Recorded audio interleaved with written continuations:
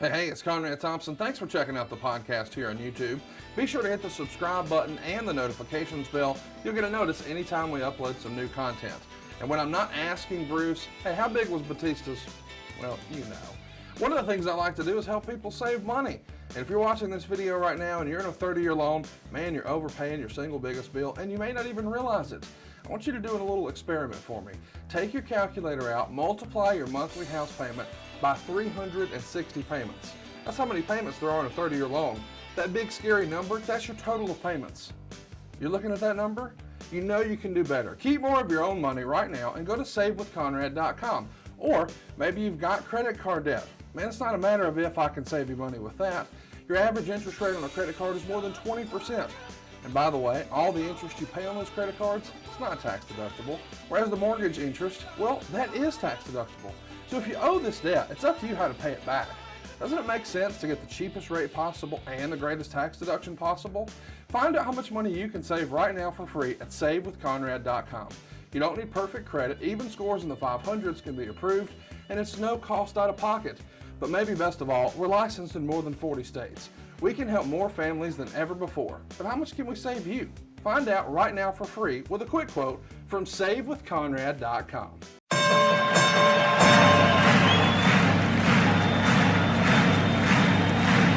Ladies and gentlemen, welcome to the main event. Welcome to WHW Monday. Tony Schiavone and Conrad Thompson. Jim Crockett First Arcade, 605 NWA, TV title, Cajun Omni, the Bunkhouse Stampede. Flair and Horseman, Garvin, Bogey, Magnum, Dusty, Express Tag Team, Turner, Bonnet, Mid-South Joint World Championship Wrestling. Talking about the great years of World Championship Wrestling, the NWA, and Jim Crockett Promotions. Tony and Friends North, they win. Look, Schiavone's back again. World title split off, center stage, Bischoff, Disney, Hogan, and Nitro, New World Order, and The Crow. Thunder, Russo, Arquette Champ, Vinnie Mac, simulcast. Tony's back with Conrad, not your classy podcast. Watch along, try not to laugh. Lowest rules can't pass. This wasn't the initial plan. Tom Zigg's a good-looking man. Klondike Bill, make a chair. Tommy, you come over here. What happened when? WHW Monday. And now, let's go to the ring. And here's your co-host. Hey, it's Conrad Thompson. Hey, it's Conrad Thompson, and you're listening to What Happened When? With the voice of your childhood, Tony Schiavone. Tony, how are you, man? What's up, Conrad? How you doing, man? Man, I'm hanging in there, getting a little stir crazy like everybody right now, I'm sure. But yeah, it sucks. Everybody's safe and happy and everybody's safe and healthy. So roll Tide. Absolutely, everybody is safe and healthy. Everybody here at the Schiavone domicile is okay. Lois is having trouble getting around in her old age. So, we still need to come up with that thing from Gremlins, the lady riding the chair down the steps and get that for her. We got to get that going. Yeah, we do. We absolutely do. But she wouldn't do it because she says, but she's going to a chiropractor now. And, so hopefully she'll be feeling better. I told her the other day, I said, you're 68 going on 95.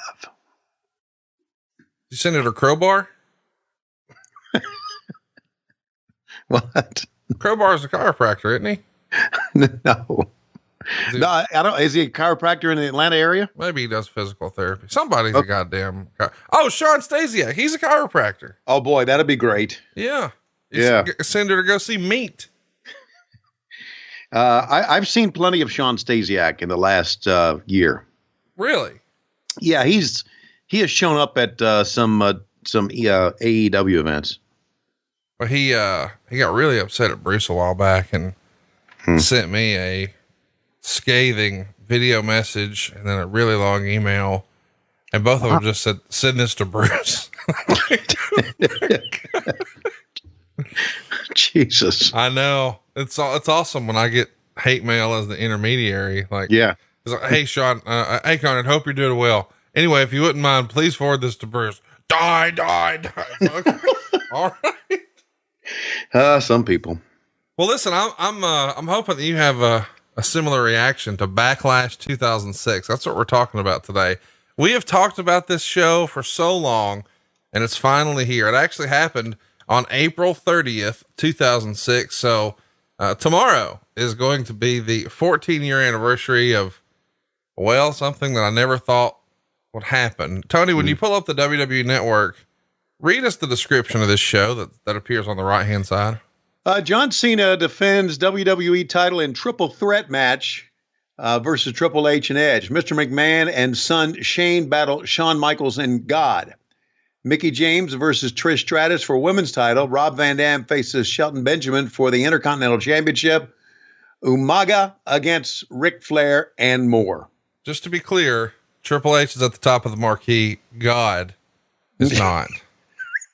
Yeah. I noticed that. I noticed that he was going to wrestle last. How does God not get top billing? Well, in the WWE sphere, I guess God is not important as Triple H. That's the only logical explanation I can come up with. Maybe wrong. I've been wrong before, but maybe that's it. I'm telling you, for my money, I'd put God on top and I'd have him go over every time. I mean, every time. We all know that God drew the house, you know, he draws all the houses. And as a matter of fact, I can tell you this from being in the backstage area. The only reason God would do a job is if God would want to do a job. Yeah. And he's undefeated. Yeah. I don't know. I mean, that's the real streak right there, right? Yeah. Right. But he's very giving, and that's why he would do a job. Yeah. He'll make you look strong.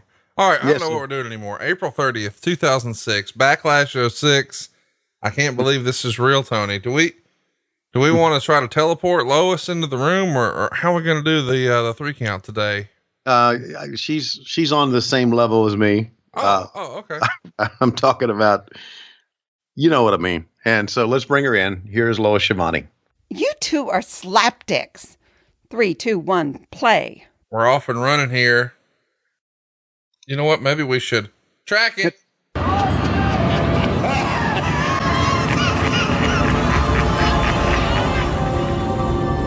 Shawn Michaels, I will unleash the apocalypse on you.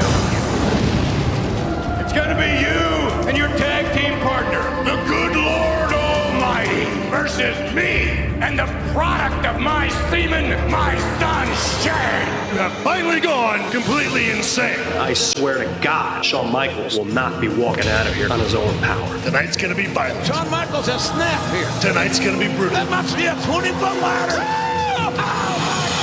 Shawn Michaels broke all my commandments, and now we'll face the backlash. They don't back down. Oh, no, don't do this. Don't do this. Oh, my God. Tonight, you are going to endure your own personal hell. When my son Shane and I get finished with Shawn Michaels, he will worship at my feet. Praise be the name of Vincent Kennedy McMahon.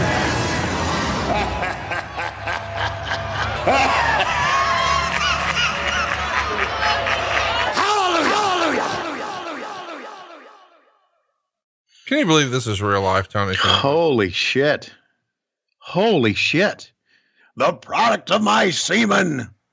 Yeah, I knew you would love that. And when he said that Shawn had broken all of his commandments, I'm like, oh man. Yeah. Then we finished with a big hallelujah. What in the world? Well, that's just somebody really being full of himself in many ways, one would think. But one would also say that we got some potential good matches on here. I don't know what they are. We got some potential good matches like Triple H, which is and John Cena, and Edge. Maybe not. Yeah, maybe not. Let me tell you, this is fun. The Figure 4 Weekly. This is issue number 567. Of course, this is not Dave Meltzer's newsletter. This is Brian Alvarez's. But here's the headline. Yeah. There is little to be said about Backlash 2006, except that it had a couple of good matches and a lot of bullshit. And bullshit is all caps. And that's what we enjoy here on the show is bullshit. Yeah. So yeah, fun. That's cool. That's bullshit. Well, can't you say that about wrestling throughout the years? That it was all bullshit. No, a lot of good matches and a lot of bullshit. Yeah. I mean, really. Yeah.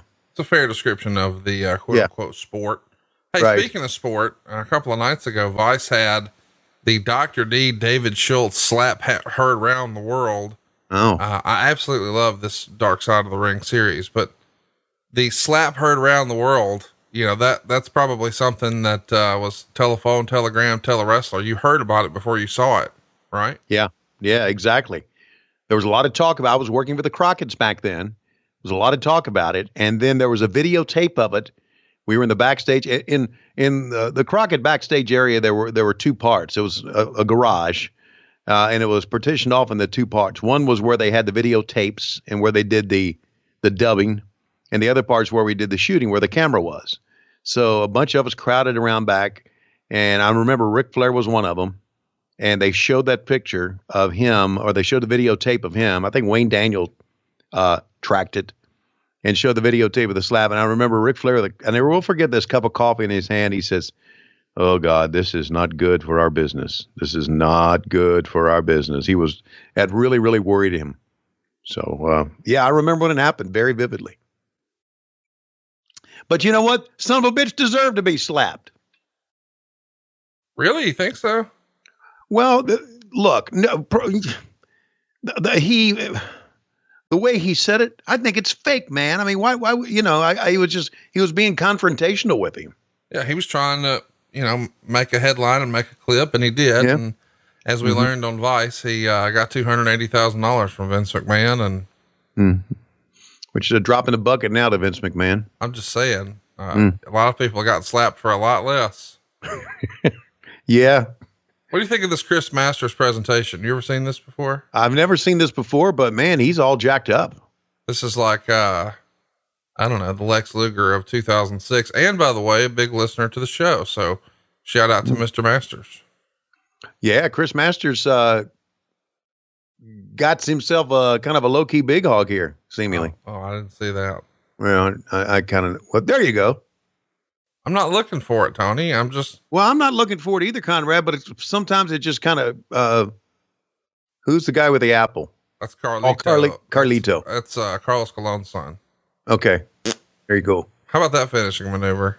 Yeah. I think the first time I saw that was Alex Shelley, and I was convinced that was the coolest fucking move ever. Yeah. The backstabber or the lung blower, there's Matt Stryker. Yeah. There's my buddy Matt Stryker. Holy my God, he had Argyles on. That's a cool look. All right, so Matt Stryker's got himself a set and a chalkboard, and looks like he's got a modern day, as 2006 would have been, Brother Love type set. So here we go. Can't wait to see this, man. I'm excited. Carlito and Chris Masters. Man, Chris Masters, man, did he get a pretty good push? He did for them back then. He did for a minute, and then when they started enforcing the testing policy and made him get off the gas, of course, he lost a lot of weight. And then they did a vignette where Shawn Michaels and Triple H made fun of him, and he was dead. There you go. He was dead. I spit, you swallow. They got away with a lot of stuff. 2006 to do well. This is pay-per-view. I get it, but. Now, he wore that shirt on TV every week. You could go to the Shop Zone and get that. Yeah. Oh gosh. So, by that sign, apparently we're in Providence, Rhode Island. It's no worse than, the shirts over at lowestrules.com. Yeah. The shirts at lowestrules.com are cutting edge. Thank you very much. By the way, we should mention this match is going to go 9 minutes and 58 seconds. Wade Keller's Torch would give it a dud rating. Wow.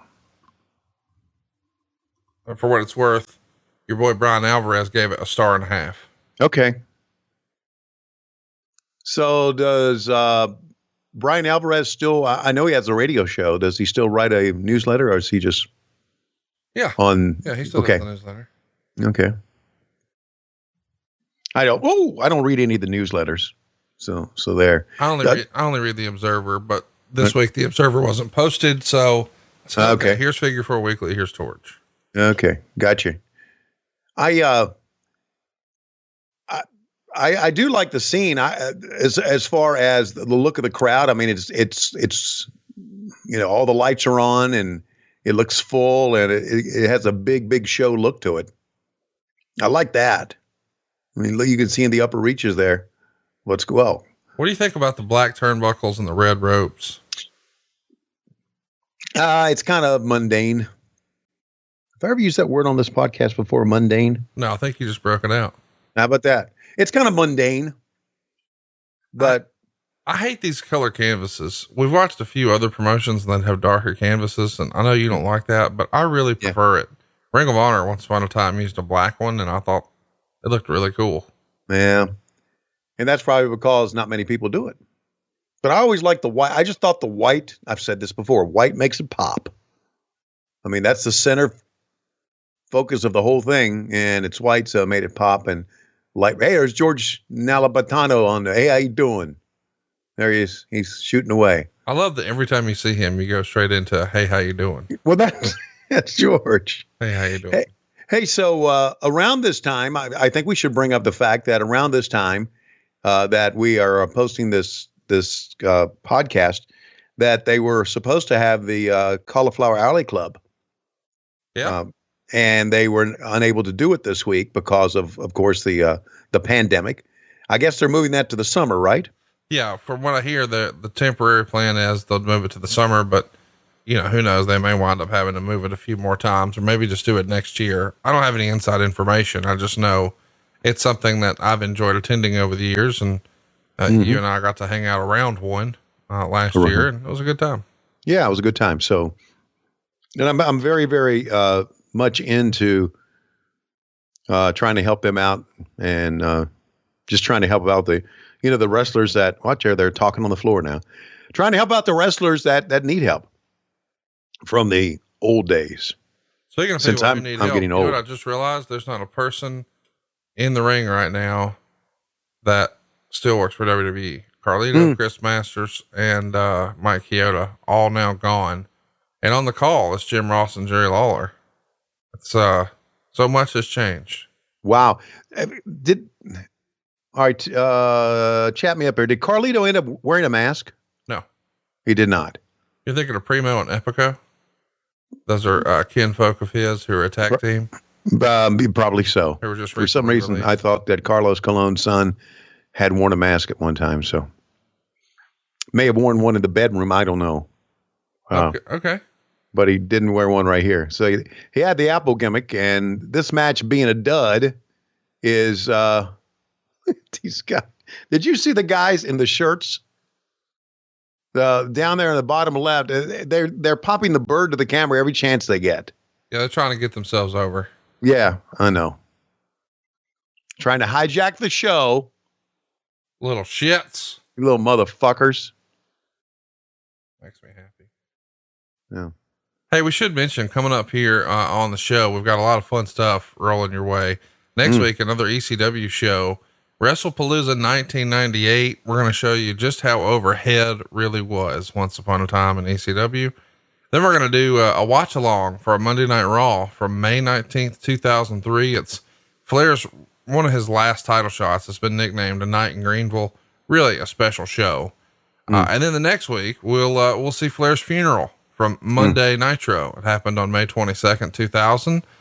And then we'll finish out the month of May with the only TNA show you ever went to, January 23rd, 2003. You were in TNA for exactly one night.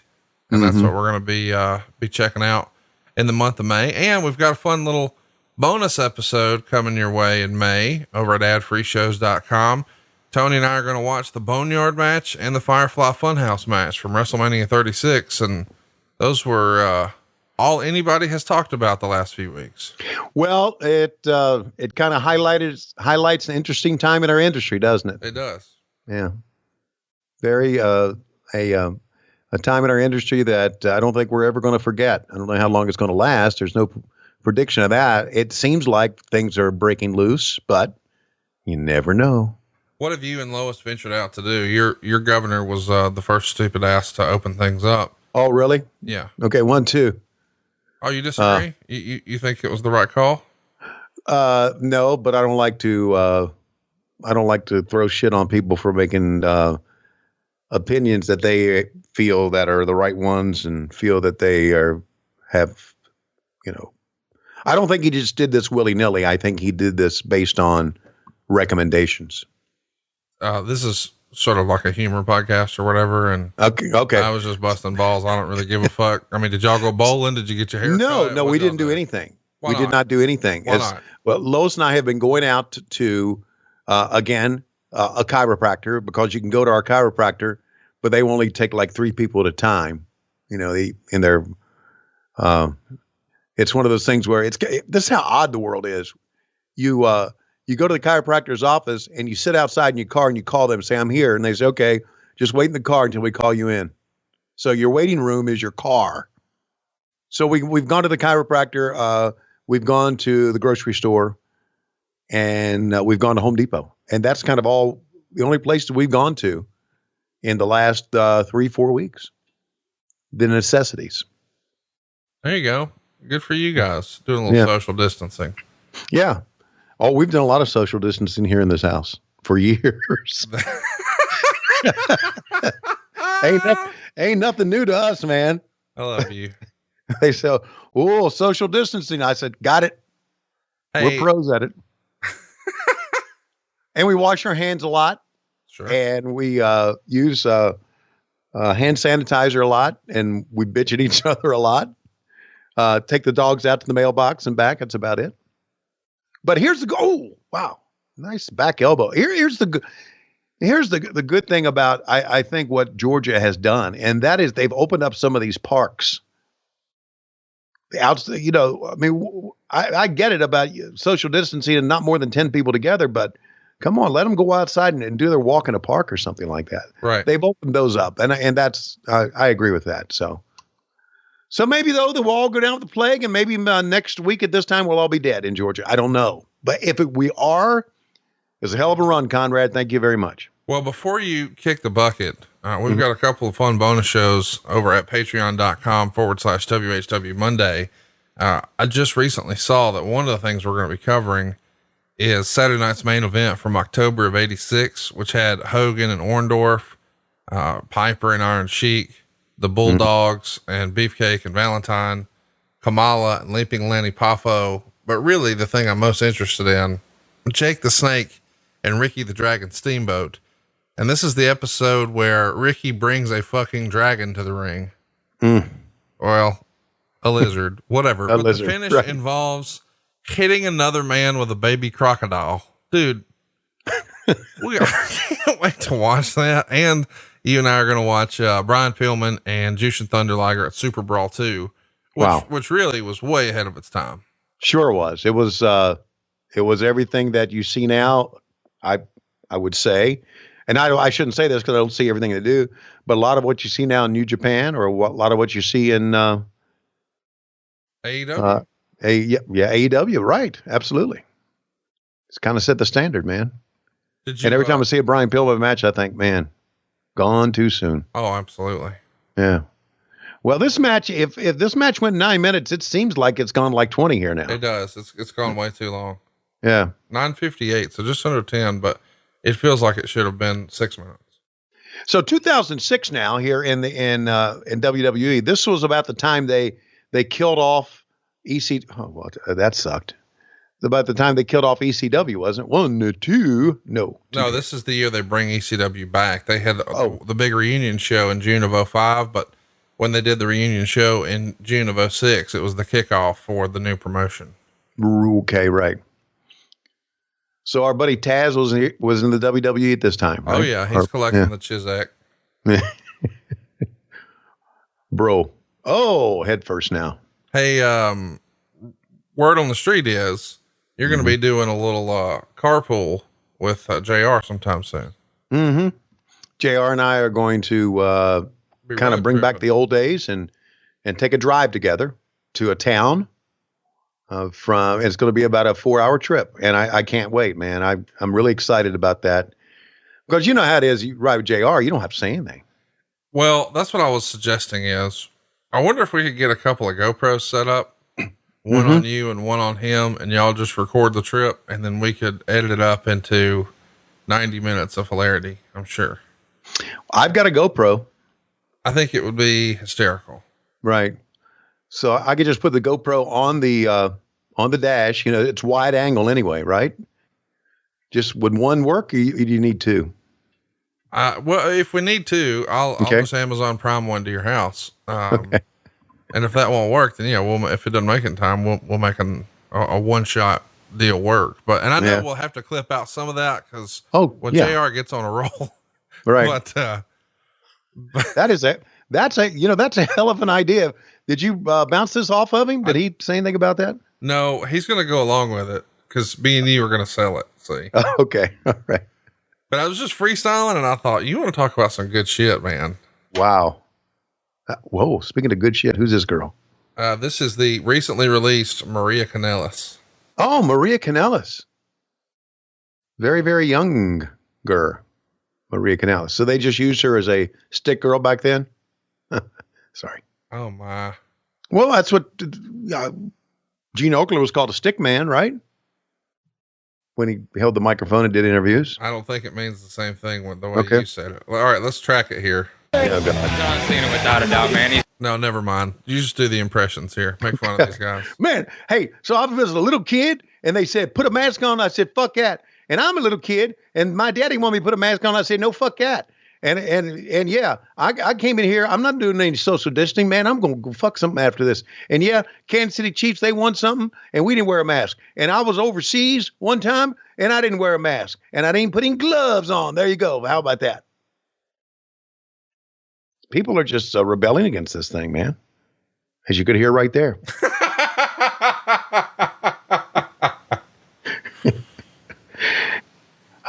What's more your speed, Tony? Left or right? Left. I could tell when you exhaled. You. Oh. Yeah. Well, you know, at I guess it was the Starcast in Vegas. I met Lita. Yeah. And she was so nice, and I was just thinking, wow, ooh, wow. And I like that tat too. Not that I'm necessarily looking at the tat right now, but that looks pretty cool. Let me play the audio here. Want me to knock you out? No. So shut up. And I will tell you what I am going to do with my mouth. I'll tell you and all these people that they can laugh all they want. Because I'm going to be the one laughing when Edge walks out, the new WWE champion. And we're going to take that title, and we're not going to have a live sex celebration. But we are going to have a private sex celebration. Because unlike these people, I actually get some. Tony? Yeah, baby. Can you believe that was a thing on TV? Yes, I can. Private sex. Who the fuck?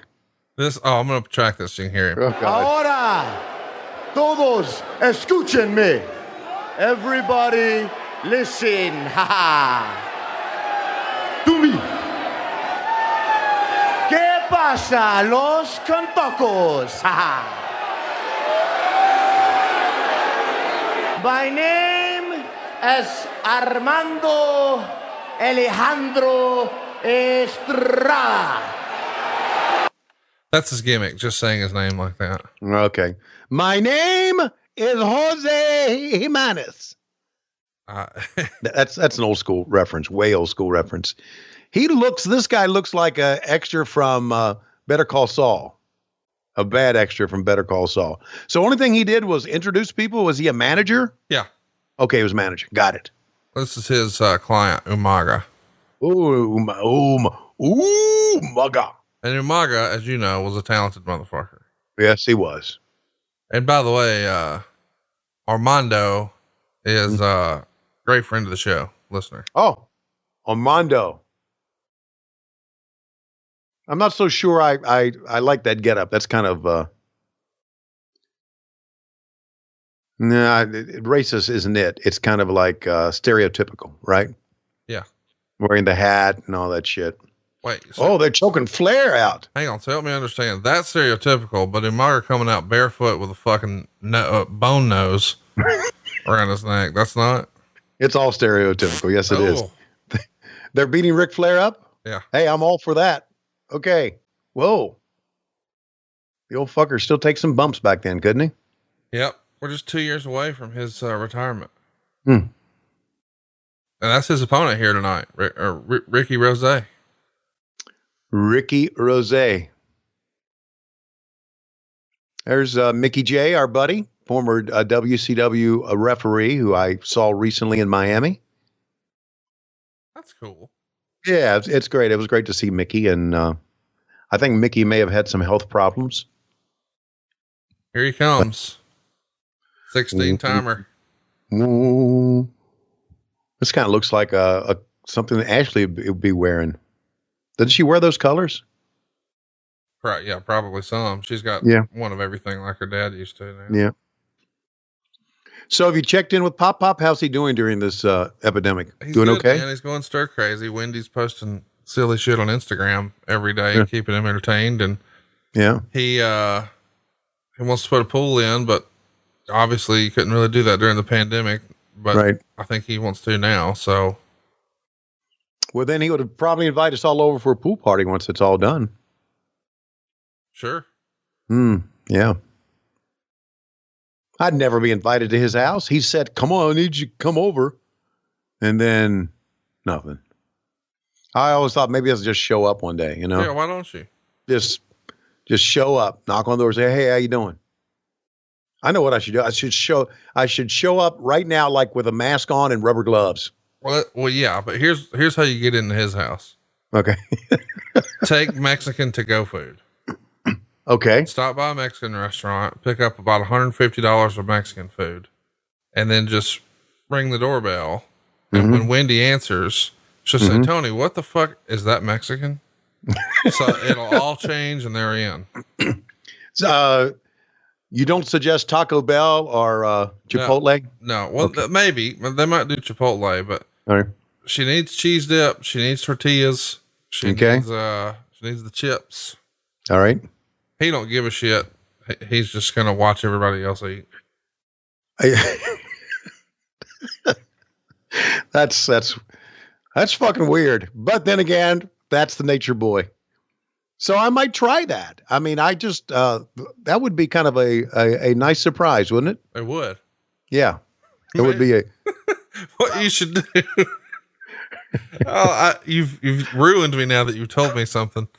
Here's what I need you to do. I need you to put on Lois's helmet that she has to wear when she rides the thing upstairs.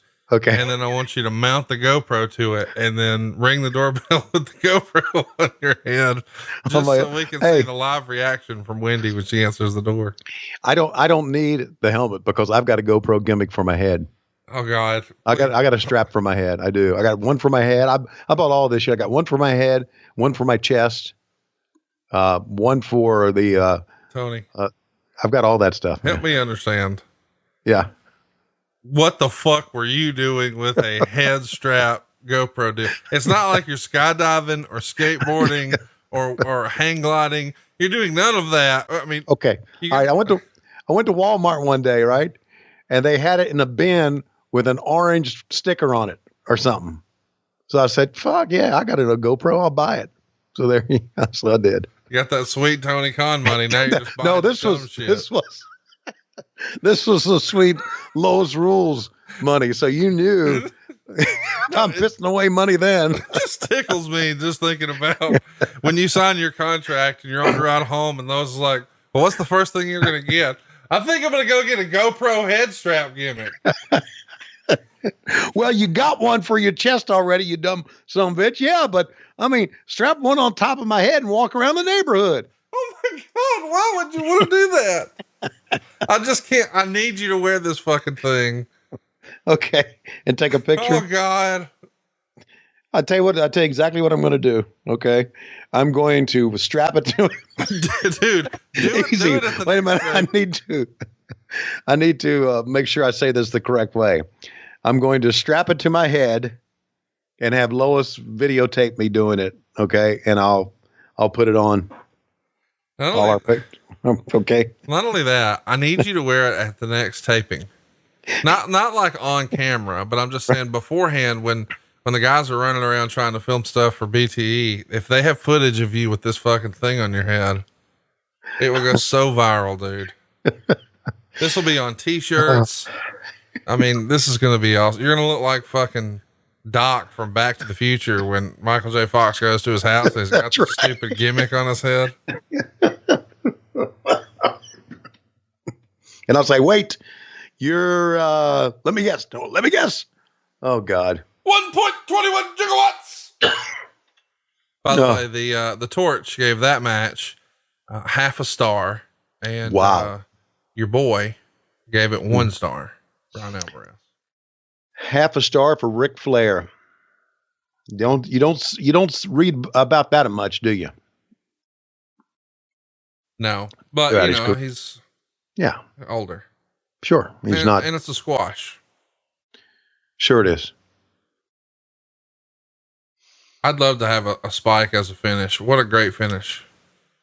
Just rear back and hit somebody with a thumb to the throat, and they sell it like they died, and then I bite the rope. The proud and powerful. So they just had Ric Flair come in and do a job for this kid, right? Yeah. That's his role here now. Oh, really? Yeah, he was just being squashed at this time? Yeah. He's an enhancement guy. Wow. Like Harley Race at the end of his career. Wow. Well, there you go. Use your tail, use you up. Well, it's paying it forward. Somebody used to do it for him. Right. Yeah. Listen, I'm not. I'm going to track this for you. Man, looking good. Yeah. Looking good. You ready to take Shawn Michaels out, you and I? Damn right. Wait a minute. What'd you say? This is not a handicap match. This is not you and me against Shawn Michaels. Let me remind you, this is a tag team match. It's the McMahons together against Shawn Michaels and his partner, God. And I know you're going to handle Michaels. You're going to drop that elbow just like you did last week, but this time, I want you to send him straight to hell. Let's get one thing straight between you and me. When it comes to Michaels' tag team partner, you leave God to me. Oh, he's all yours. Yeah. Because there's nothing God can do that I can't do. I'll give you an example. Give me that word for a second. Excuse me a second. Watch this. Okay? Now watch. Okay, here. Hold this. Now watch. Jesus. You know what that was? Yeah, you're making a mess. No. I'm walking on water. See? It's not that difficult. Oh, but I got something else for you. Watch this. Dad, let's... No, I know. The match is coming up. I know. Watch this. Damn, this thing is stinky. You know what this is? Huh? There's this, I don't quite have the story right. There's this, something about the bread and lots of bread coming after that and more fishes and that sort of thing and breaking the bread and getting the hook out of the fish's mouth and, I don't need this at the moment, but watch this. Now watch. Whoosh. It was easy. Whoosh. Whoosh. How about that? Okay, you ready to go? You better wait. Shane, wait for it. Wait. Dad. Wait for what? Now. It's bountiful. It's bountiful. Yes. Hallelujah. Hallelujah. Oh, wait. Shane, look. It's an omen. It's a sign. Yes. Holy mackerel! Damn, that thing stinks.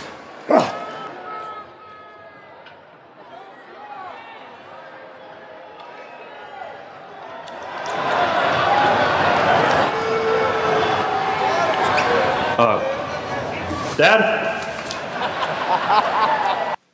Can you believe what we just saw? That's some bullshit right there, man. I'm surprised you didn't have a person wrapped up like a corpse with WCW on it, and he raised it from the dead like they did Lazarus. I would have put that in there. Just trying to be as sacrilegious as you could be. Walking on water. Walking on water. He changed the bread, the water to wine at the end. Holy mackerel. Holy man. So, yeah, man. Here we go. Mickey James, Trish Stratus going to get it on. Wow.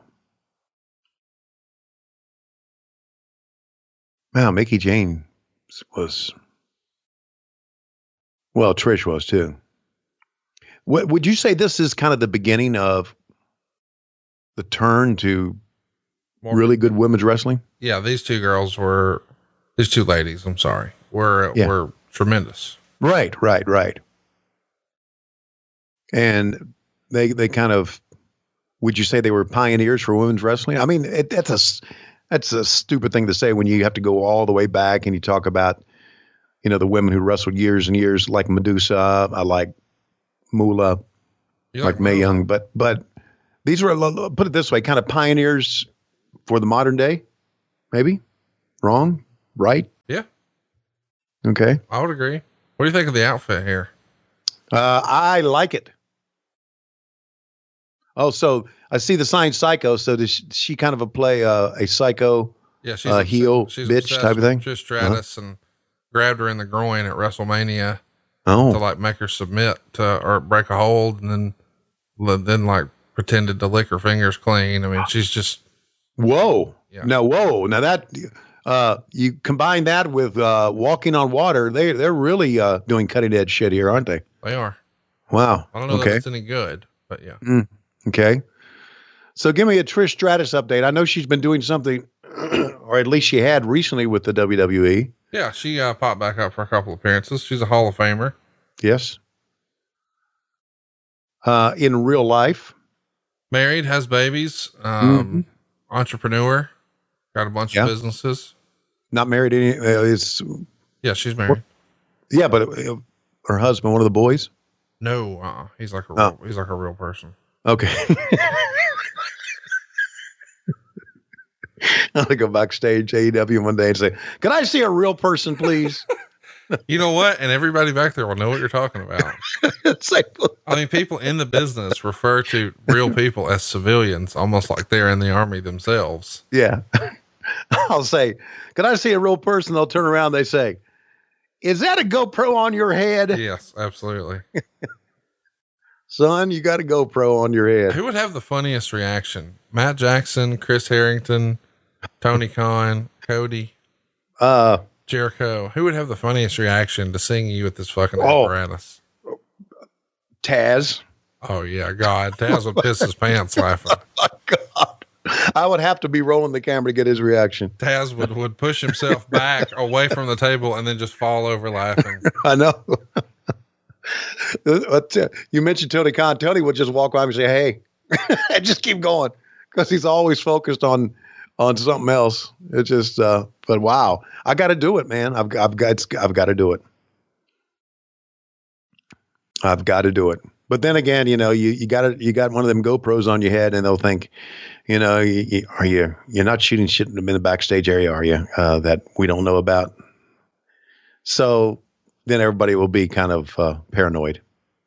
No, the camera's not rolling. Oh, yes, it is. I bet you. No, it's not. See, there's no light on the camera. How do you know? I can see that right now.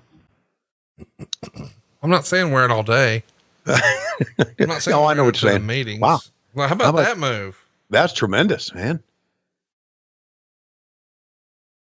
Wow. Trish laying him in too. Dude, wow. Trish was good, man. Yes, she was. I can see why she's in the Hall of Fame. She could do some great shit, but the fans are not with it, unfortunately. This one gets 3/4 star. With the torch, and Alvarez gave I guess no rating at all. Yeah. Isn't it am I right to say this, that when a writer or a dirt sheet person or a reviewer doesn't like a show, nothing's going to get a good rating in it? I mean, you may have one match get like a 3-star or 2.5 stars, something like that, but they're going to pretty much shit on everything because they don't like the show. Does that make any sense? Yeah. Yeah. It's like, God, I like that Chris Masters and Carlito match sucked. And what Lita said, I didn't like, and Flair did the job, and this McMahon interview sucked. So, nothing after that's going to, all of a sudden they just don't like the show, and they're going to shit on everything. When I think that, hey, pay attention. I think there's a big, she's hurt bad. Oh, really? Hurt bad right now. Separated shoulder. Oh, bad, God. Bad hurt. You're going to see him throw up the X. Yeah. Rough fall here. Rough landing. Wow. That arm going backwards on the apron. Bad deal, man. Wow. I don't even want to watch it again. So what did they do? She just. Ref's going to throw up the X. She's hurt. She's going to go another couple minutes and then they're going to go to the finish. Oh, man. Feel bad for her. Me too. Yeah, there's the X. And now he's letting everyone know, hey man, she fucked for real. Yeah.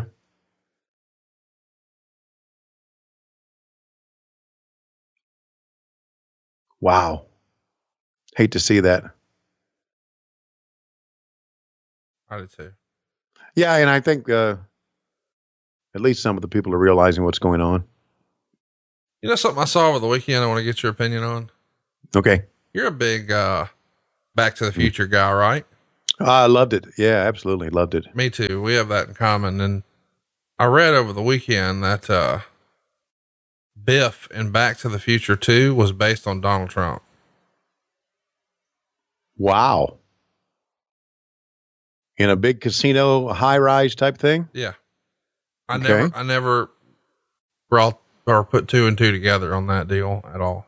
Well, you think they really was based on Donald Trump, or that's just the Hollywood elite trying to shit on Trump even more? Because, you know, that happens. I don't know, man. I was trying to be funny and talk about movies. It's my bad. No, I just think you just don't know. Tell Lois to leave the room so you don't have to talk like that anymore. No, okay. She did. She's on her way to the chiropractor right now. Hey, have we talked about CM Punk's movie on Netflix, Girl on the Third Floor? I didn't even know he had one, so no, we haven't. Yeah, it was coming out, I don't know, late last year, and it got some critical acclaim and people dug it. Well, it's on Netflix now, and I watched it, I don't know, a week or two back since we've been quarantined. I kind of dug it. I'm not usually a horror movie guy, but I think you've told me before that you're not really a horror movie guy, right? Not at all.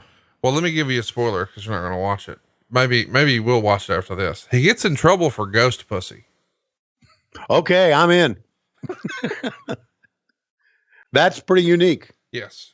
Yeah. Who was the writer on that one?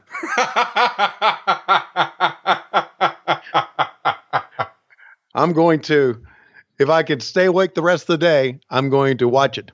Look at Trish holding her right arm a certain way, like, yeah, God, get me out of here. I got to pretend like this doesn't hurt, but I'm hating life.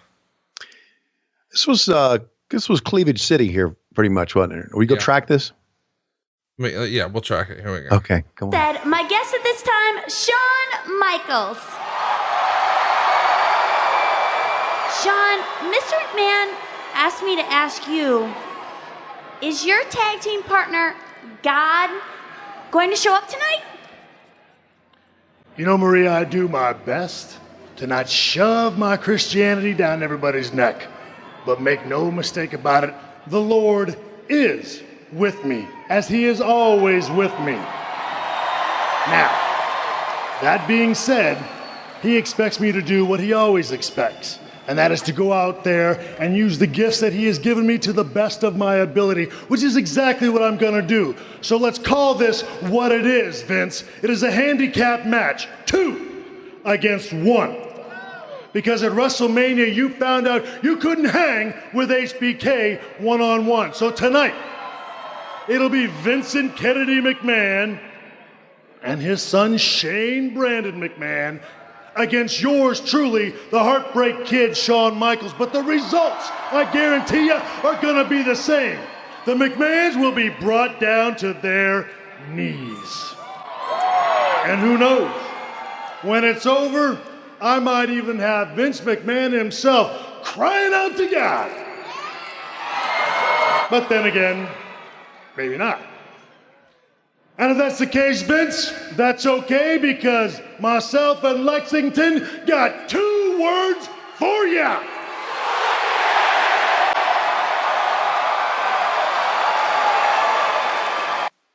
Well, Well, not a bad promo in the storyline. Lillian Garcia, is your ring announcer here. They used a lot of female ring announcers back in the day, didn't they? Yes, they did. By the way, you got two of the very, very best of this era coming up here.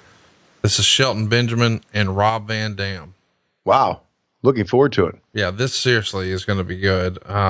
Your boy Alvarez gave it 3.5 stars. Very cool. The Torch gave it 3.25 stars. Really, really good match. They get plenty of time too. 18 minutes and 47 seconds. I want to ask you something. All right, shoot. Okay. Because I stay away from it. I really do. Honestly do. Okay. Has what I've been doing with Jericho been well received in the dirt sheets? People love it. Okay. All right. People think that Jericho is the best commentator ever. He's tremendous. I can't deny that. I'm looking forward to the day when the everybody's back together, but I can't deny that I have enjoyed this. I felt that I felt that just being beside of him has given me the rub. I really do. It's given me a good rub because of what he has meant to the business. So, well, good. No, it's been good. I really enjoyed last week's episode. I think you guys have really made the most of a bad situation.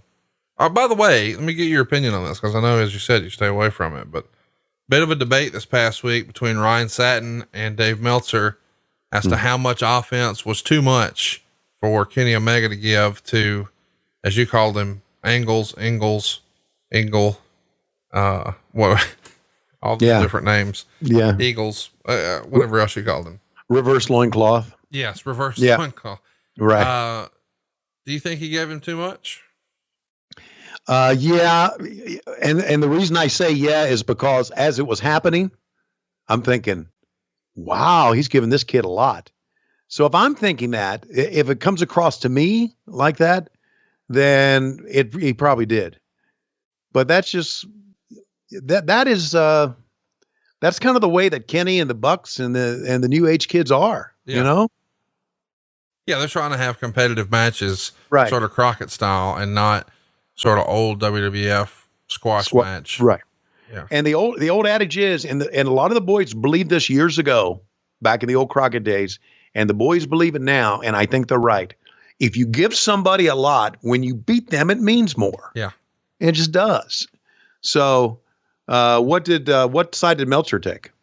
He said, no, he didn't give him too much. Okay. And the reason Meltzer said that is, I think a lot of people were saying, oh, well, V-Trigger is Omega's finisher. And a lot of fans jumped to, no, that's the one-winged angel. Right. And so then people were saying, well, would Ric Flair have done this? And a bunch of people were like, yeah, actually he did. Right. Against Mike Jackson and against George South and a bunch of other guys. Well, in the, you know what, in the course of, we've got a lot of squash matches because that's what we have. And we have a limited crew because of the pandemic. Then to make the matches mean something, he did the right thing. Yeah. He really did. And I will never side with Ryan Satin on anything. So there. Oh, you're a Satin hater? No, I'm not a Satin hater. I just think that he comes from Dave tries to be more middle of the road, and he's more slanted towards the WWE. That's what I'm thinking. Really? You think so? Yeah. So yeah, I may be wrong. I don't read it, but that's just my feeling from the limited stuff that I have read. Well, a lot of people say that Dave is an AEW / Sure he Kenny did. Sure they Omega apologist. And I don't know. I guess I don't know. I don't know that I believe that to be true in either case. Like the Satin leans towards WWE, or the Meltzer leans towards AEW. If Dave has a slant, it's to New Japan, not AEW. Well, yeah, we've often said that, and unless it's at the Tokyo Dome, Dave doesn't like it. We've said that many times during this podcast. Here's what I think about all of that. Hey, in the background, by the way, we're watching one hell of a match here. Yeah. I mean, what a sequence. Shelton Benjamin is just, I don't know. He's if you drew a wrestler, they would look like Shelton Benjamin. I mean, this guy is just athleticism personified. Anyway, continue. If there's a lot of, for instance, SEC football, right? Okay, there's a lot of people that hate Gary Danielson, sure, for the color commentary that he does. I don't think Gary is biased one way or the other, but if he says something critical about Alabama, the Alabama fans hate him. Yes. And if he says something critical about Georgia, Georgia fans hate him. Yes. So I think it's your point of view. Yes. And that's why. That's why people feel that Dave is an AEW apologist, because he likes it. And people who don't like it and are like WWE people take exception to him liking it. Yes. So that's just the way the world is, man. You got to get it for what it is. So Shelton Benjamin here. So are they using him much anymore? Yes. Okay, good. Not on TV, but house shows. But house shows aren't a thing anymore, so maybe not. Well, I mean, I really think the house show business is done, son. Oh, well, you know what? I thought it was done a long time ago, Conrad. TV only now.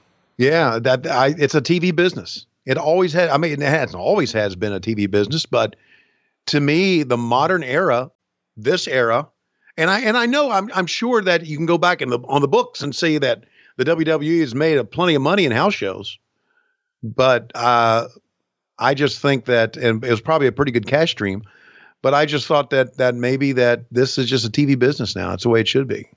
I mean, I don't know, and I should know. I don't know if there ever was a talk about AEW going out and doing house shows or not. Yeah, it was discussed, major markets. I think Tony, when he was first launching, said he wanted to do, TV every week and of course quarterly pay-per-views, but maybe a big house show once a month or something like that. Well, as long as you get the TV money, be it however you work your contract out, being you get paid by the television network or you get paid, you share revenue on ads or whatever. As long as that's good, why would you go out? The only reason you would go out is for the guys to learn their craft. That's, to me, the biggest thing the house show does. Practice. Right.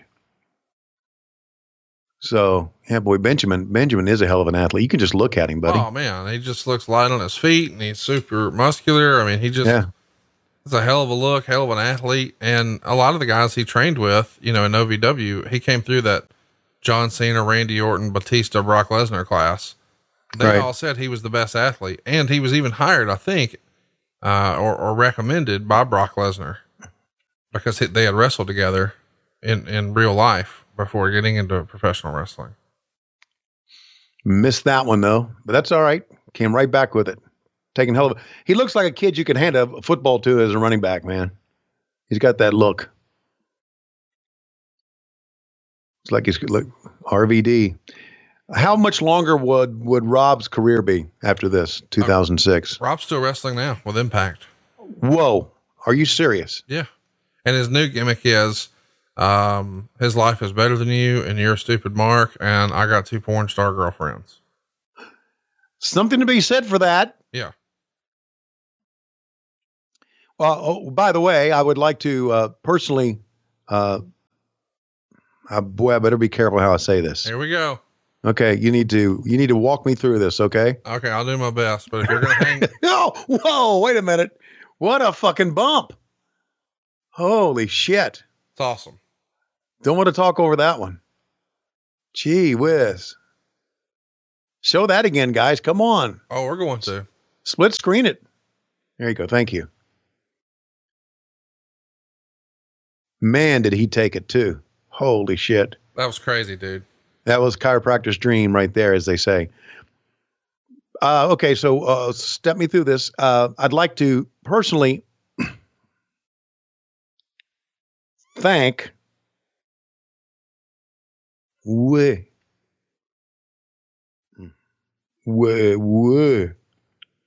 there's a bump again. Weird Louie. No, not even. Fuck. What the fuck? Well, Whitney Wright. Oh, for modeling the shirt on social media. Yeah, buddy, you talking about a provocative look, huh? Did she not give us a provocative look or two? What did you show Lois? No. No. Why not? You got a celebrity, a real life celebrity promoting your shirt. Right. I would think you would want to, show your wife your good fortune. You want a real heat getter? Let's send her a Lois Rules shirt and have her model that, and I'll show that to Lois.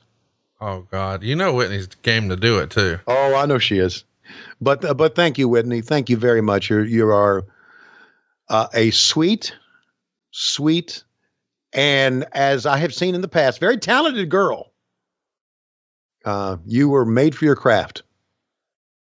So thank you very much. Since you've been quarantining, have you found yourself enjoying some of her work? No, I have not. She's been cranking out 5-star matches. I'm sure she is. She goes over most of the time. I'm sure she does. I'd put her over in a minute, 30 seconds, probably put her over. But no, I haven't. I haven't.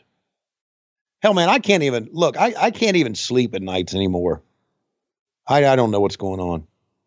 Maybe it's just getting the itch to get back and doing some things, live shows on a regular basis, because there is, for those of us who have been in wrestling, at least for the last couple of months, there is a high that you have when you get to the building every week and you see all the boys and girls and you communicate with them, and then you get the high from the fans. And now the last time we did it was Salt Lake City back in early March. So there is an antsy, wanting to get back to the point where I can't sleep. I took some Tylenol PMs and some melatonins the other night, and I didn't sleep. I stayed up all night. Just cat naps during the day, so I don't get it. I asked Lois, I said, "You're her Halcyon?" And she said, "Oh, you're not going to take that shit." So I don't know. So no, I'm not watching. That's a long way around the saying I'm not watching any of Whitney's stuff, but I've seen some of her stuff. See, I told you you need to help me through this, because I'm going to say some silly shit here that I shouldn't say. I don't want people. See, here's what I have a deep found respect and affection for Whitney Wright, because of who she is. She's a nice girl, and I met her. And I don't want anything that I say to seem to shine a bad light on her. So there. Thank you, Whitney. We love you. You're just giggling. You're fucking giggling right along with this shit, aren't you? I am. Okay. Thank you for helping me out there. God damn. Hey, since we're talking about porn, I feel like we should mention that a great friend of the show has 2 small children. And so those kids, of course, have been quarantined and been homeschooled now for a couple of months. And apparently both of his kids have been up to no good on their electronic devices. Oh my God. Apparently the boy was trying to figure out how to kidnap Emma Watson. That was actually in his Google search terms. How to kidnap Emma Watson. Oh.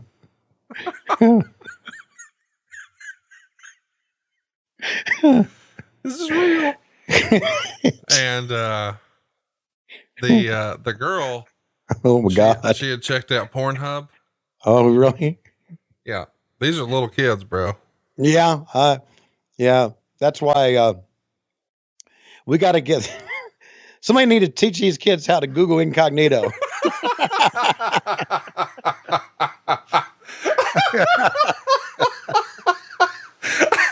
Not, hey, we need to talk to the kids about porn and kidnapping. No, fuck it. Hide your goddamn browser history like a normal American. That's the first thing that popped in my head. That shows you what's going on up there. Oh, wow. The stories from quarantine. So what's funny is I thought, oh, look at that. Right up top, right into the superplex. Athlete and a half, dude. You're not kidding, man. Landed perfectly. He's probably in this era the most pure athlete on the roster. Yeah. Anyway, You remember back in the day, guys would say, "Oh, I only I only get Playboy for the articles." Yeah, I've heard that. So guys would say, "No, they don't buy Playboy for the pictures. They do it for the articles." Well, I learned recently that is a real thing for Pornhub. Like you could say, "Oh no, I just go for the comments." Have you seen some of these comments? No. Okay. Oh my God. I've opened up a really can of worms here. Sonic Cum Dumpster writes, "To be honest with you all, I'm not that comfortable looking at people having sex." Official Gordon writes, "Did you know that the pool on Titanic is still filled with water?" That's funny. Here's another one. "This video has more fake in it than an evening of CNN news." This is from maybe Bill Clinton. "If I were Bill Clinton, 42nd president of the United States of America, I would thank former Vice President Al Gore for developing the internet so I could see some big titty goth girls."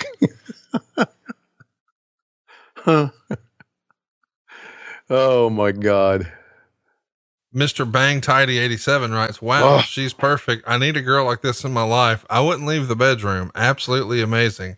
Hobo 141 Fun writes, "You probably already don't leave the bedroom." So the comments are very entertaining is basically what we're saying here. Gerald of Ravi writes, "Rip Triple X Station Nation," whatever that guy's name is. "This nut is for you, my boy." I'm peeing. Oh my God. This nut is for you, my boy. Oh my God. Some very creative writers there. They ought to. I'm just saying. So now your new excuse is, "No, I was only pouring up for the comments." Huh. Let me ask you to look at Van Dam, man. Wow. That's pretty special too. Hop on the middle rope and be able to do a kind of a split leg drop. And see, that's what surprises me, that Rob did all these crazy things that he's still, I mean, obviously in Impact now, I'm sure maybe you've seen it. He's not doing all the stuff he used to do. He wouldn't be able to, would he?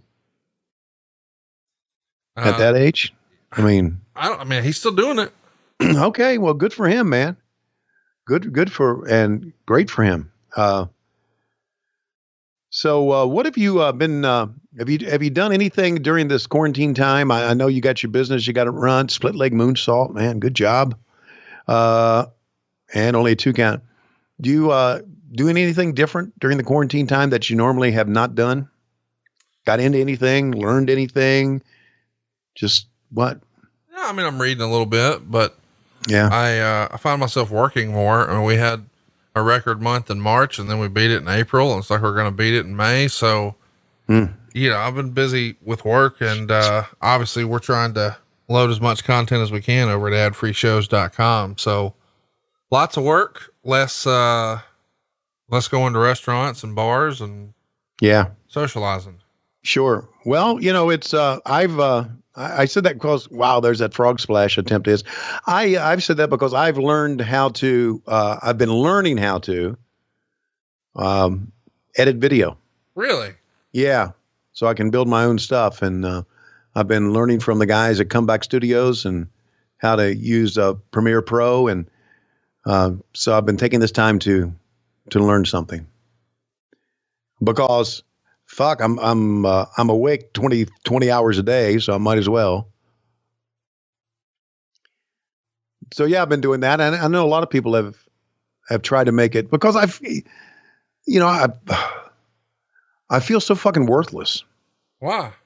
Because with the exception of, working on the shows every week with Jericho, and then doing some videos. If you've seen Road 2 and you've seen some BT, I've been doing some stuff on there. I just feel like, I don't know.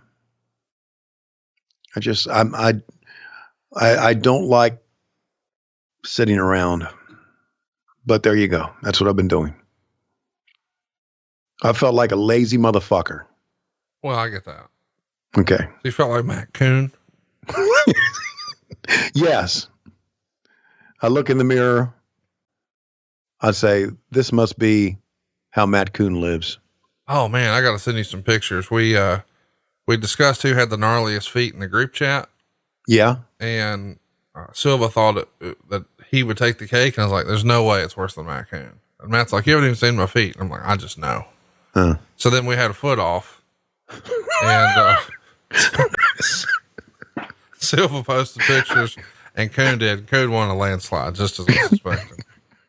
So what we're going to do is when quarantine's over, we're going to have you come to town and Matt Coon come to town and Silva will already be here. And I'm going to take you three guys to get a pedicure because none of you ever had one. Oh, that's not true. So your first pedicure. Okay. Well, it is for them. Okay. My last pedicure.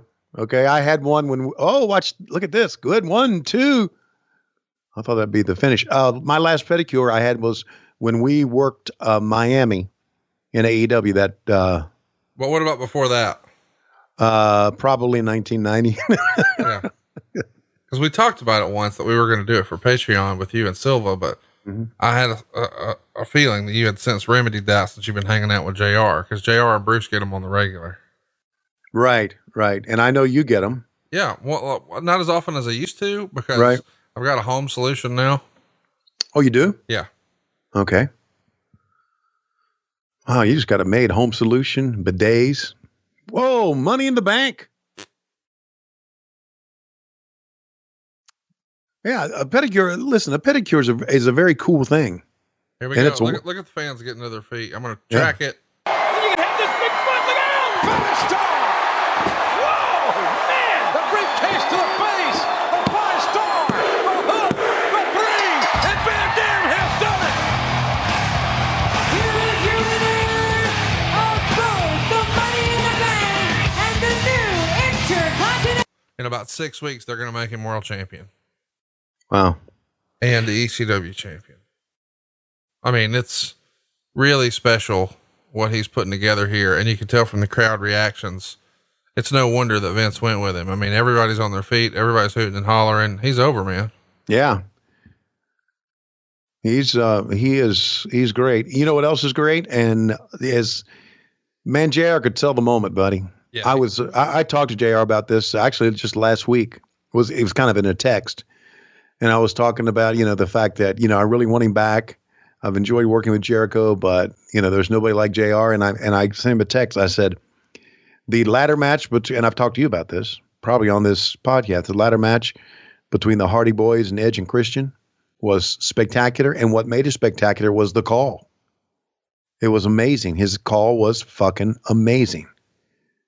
And you could just hear at the end when you were tracking that, just a little snippet of what he and Lawler were saying just made it seem like a big time thing. So can't wait to put the GoPro on. Oh, I can't either. It's going to be so awesome, dude. Okay. You walking around looking like a fucking dumbass. I've got all kinds of GoPro shit, man. I've got an extra battery. I've got it all. Well, I think the first great idea is you picking up JR at the airport and boogieing on down to Jacksonville. That's going to be awesome. Yeah, that's good.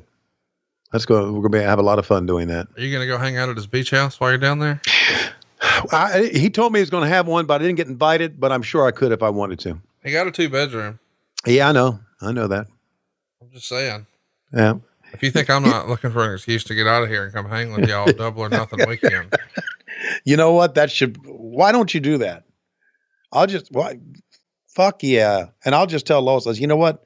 They don't want me to go back and forth. They just want me to stay down there. Dude, I'm coming to hang out double or nothing weekend. I got to get the fuck out of here. I tell you what, here's another thing you can say about JR. He knows how to live. Yes, he does. He does. He knows how to fucking live. And, wait, you figured that out last year at Cauliflower Alley Club. Yeah. That JR knew how to have a good time. Yes, he did. That's why he and I get along so well. Yeah. Wow. So here we go.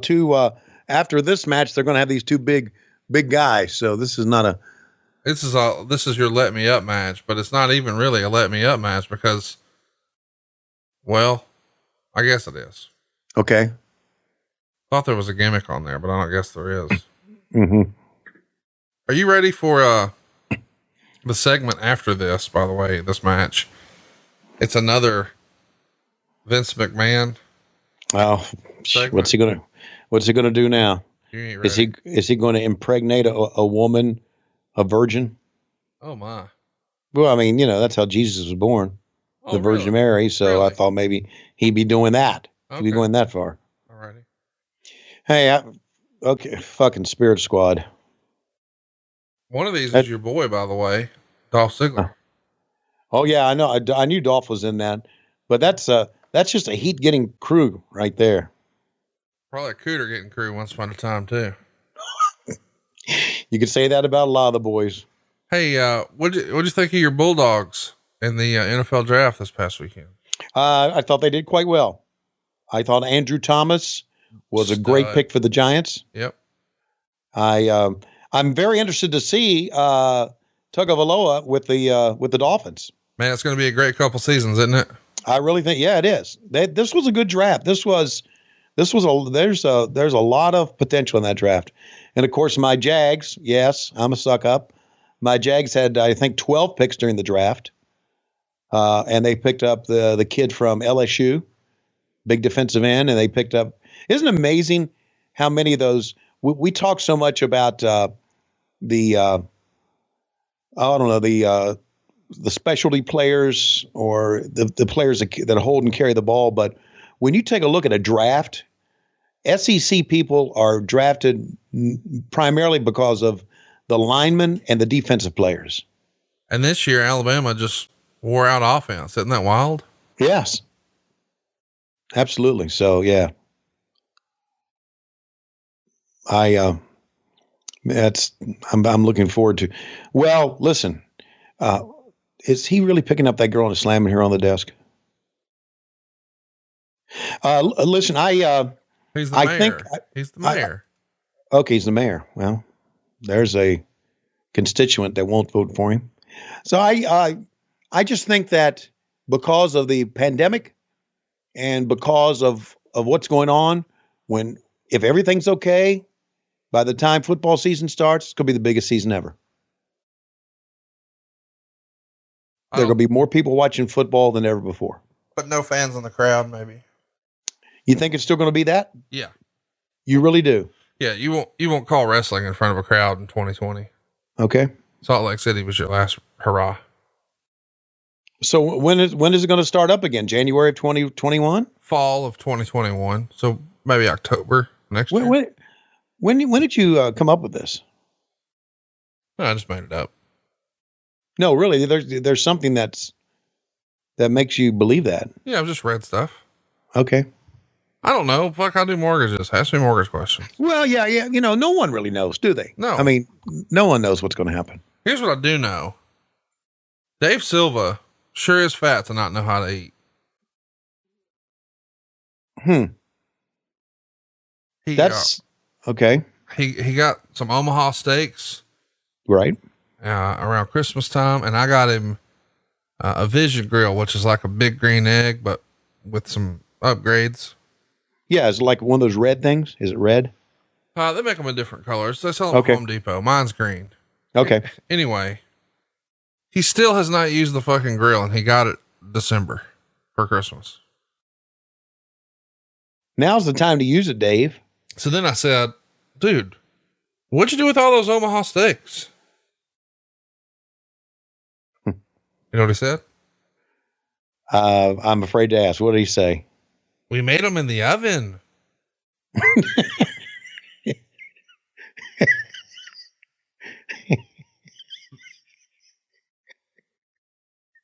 No.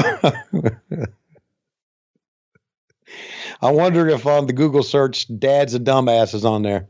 We made them in the oven. I don't believe what I just heard. We made them in the oven. Made them in the oven. A steak. Okay. So I'd like that.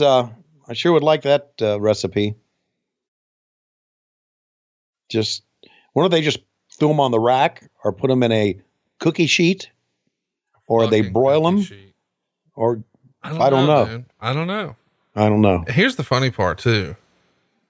He brings his kids over pre-pandemic to eat supper with me and Megan, and I cooked something on the grill. I don't know.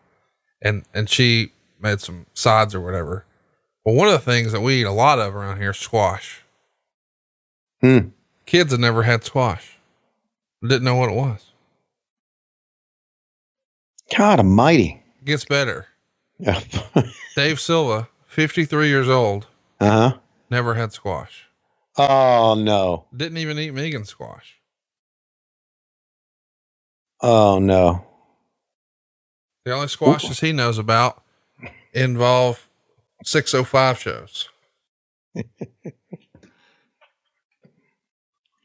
Or Kenny Omega against reverse loincloth. No, that's not a squash. Remember? Oh, that's right.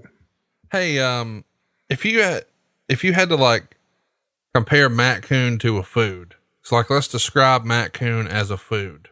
Yes. What would it be? How would you describe it? A lump of mashed taters. I swear I was going the same place.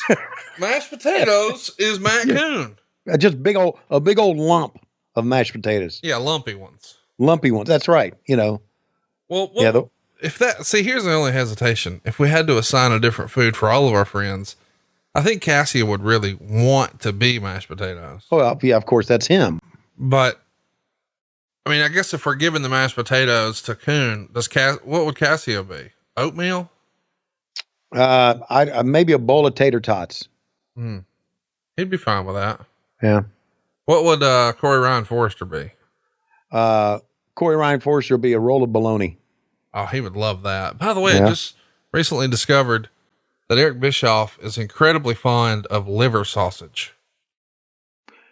Well, then he's the only one in the world. But you like that hobo food shit. Okay, but I don't like liver.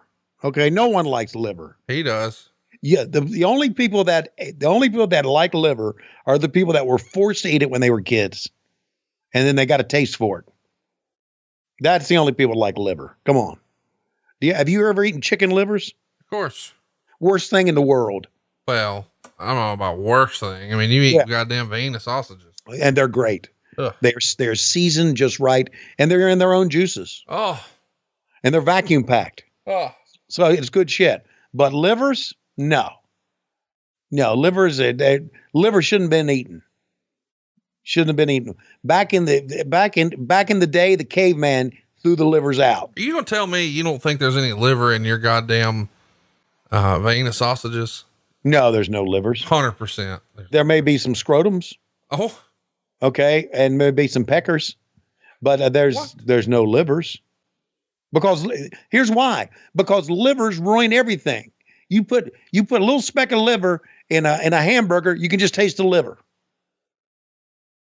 So you know what's in there. So I know it's not in there. I know it's not in Vienna sausages. I know it's not in potted meat. And man, you know what? I'm going to have some potted meat and soda crackers right after we finish here. You are so fucking nasty. No, it's good stuff, man. And you got to get that potted meat to where it's not that warm, kind of cold, and the fat congeals on it. That's when you know. Then you have these little specks of things in there. You don't know what they are. I always say, well, that's got to be the pecker of a pig. Oh. And have you ever been told about a pig's pecker? No. Okay. Do you know how a pig's tail is kind of corkscrewed, right? Yeah. His pecker is the same way. What? Yep. How do you know this? I know some people who are pig farmers. And they say you never see anything until you've seen pigs mate, and him to come out with his heart on, and it kind of comes out of there like a corkscrew. That's what I'm told. So I'm sure there's some pig peckers in potted meat. You know what? It tastes good. So you're admitting here that you love eating pig pecker. No, I don't love eating pig pecker. I love eating potted meat, and there just happens to be some pig pecker in there. Where am I going with this? Hey, a hell of a big man match going on right here. Hell of a big man match. Well, pig pecker's going to be a shirt at lowesrules.com. There's pig pecker in my potted meat. That's the shirt. Okay. By the way, have you been to lowestrules.com lately? Yeah, I was there the other day. I bought my friends a few things. Really? Yeah. You know, we have, by the way, we're chatting on a weekly basis now, and we're doing trivia once a month or maybe twice a month. And the winner of trivia last time got a Tony Schiavone bobblehead. And the other guys who are like second, third, and fourth, I'll go to lowestrules.com and ship them a shirt. I've been You're talking about all the fun over at patreon.com/WHW Monday. Yes, that's exactly right. Well, lowestrules.com though, we've got a Track It t-shirt. What do you think of that? I love it. We also have, this shirt is made with 100% pure Schiavone dog hair. And if you don't think you should get that for Lois. Yeah, I need to go right now and get it for her. How about the Tony Schiavone's meat shop shirt? Really? That I didn't see. It's Tony Schiavone's meat shop. It's quality, it's value. It's established in 1957. It says at the bottom, old worn out Walmart meat. Old worn out Walmart meat. Oh God.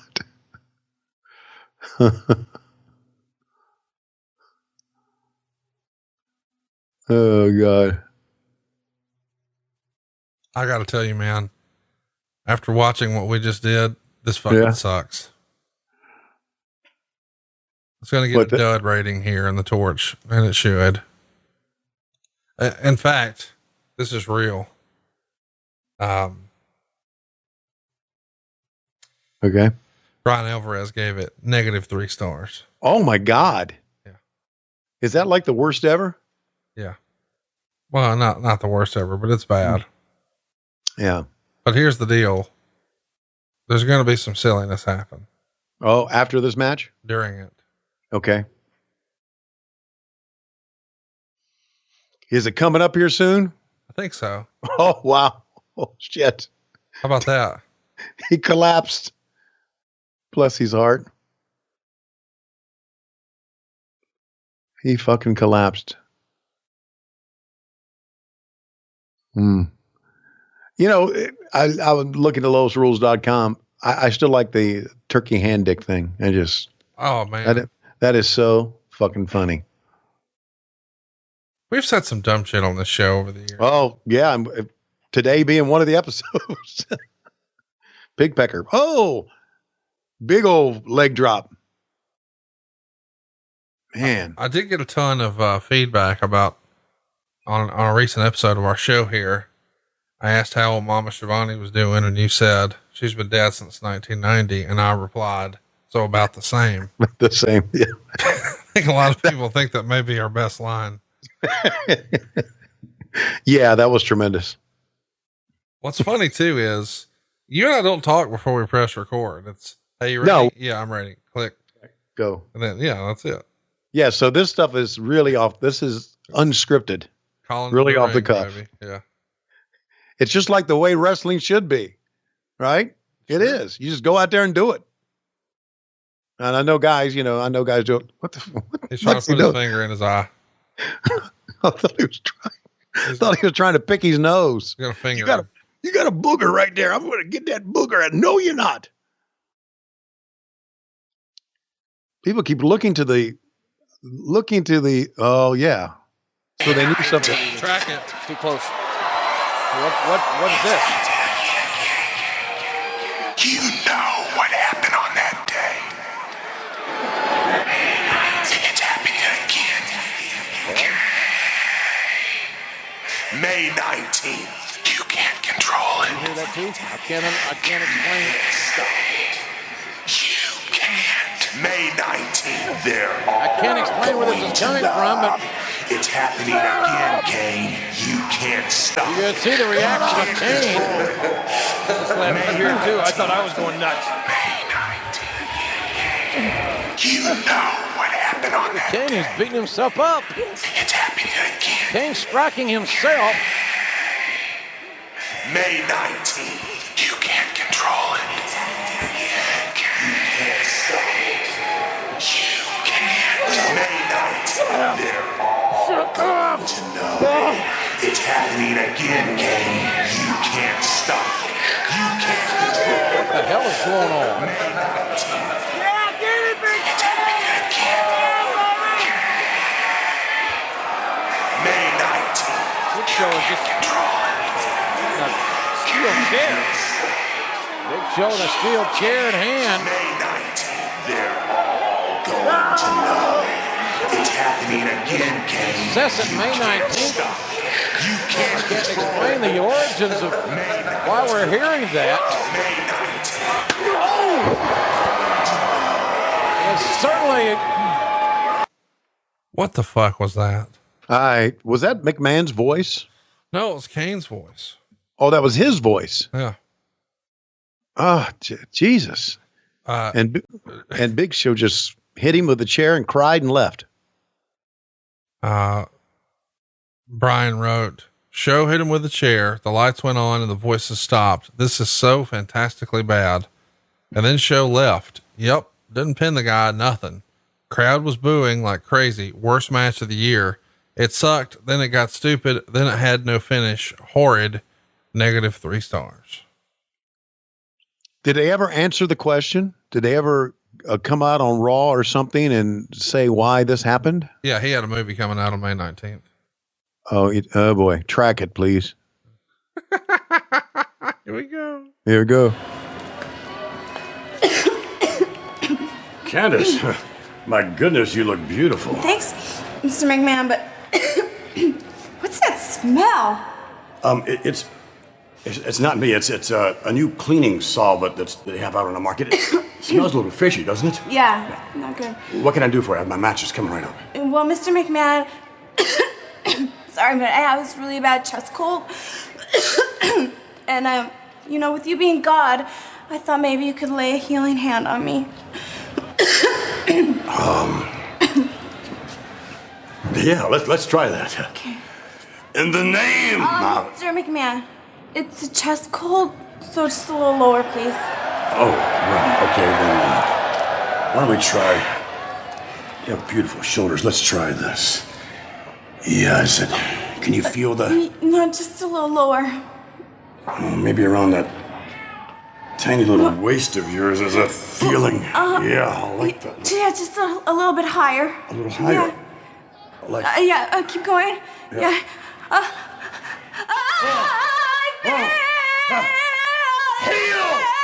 Heal this woman's breast! Heal this woman's voluptuous breast! You feel it? I feel it too! Yeah. I feel it! I'm feeling it! All right, let's go. Let's go. Our match is next. Let's go. What are you doing? I'm just healing Candice.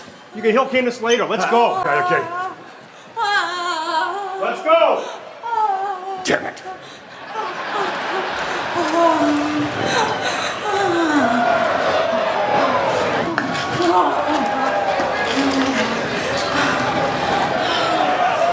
Well, they go to good old JR to try to make some sense of that, right? Yes.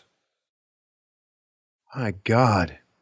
That was as close to porn as you'll ever see on a wrestling show. I should have kept it going because JR takes his glasses off, puts his head down, pauses, and then says, "What the hell was that?" What else could he say? Oh, all right, here we go. Can you believe this is going to happen? Yeah, after what we've seen in the show, Look at the graphic for God, bro. It's just a light, right? From the clouds. And why do they have Mr. McMahon smiling in the suit? Why do they have that maniacal look on the graphic there? Here we go. I'm going to try.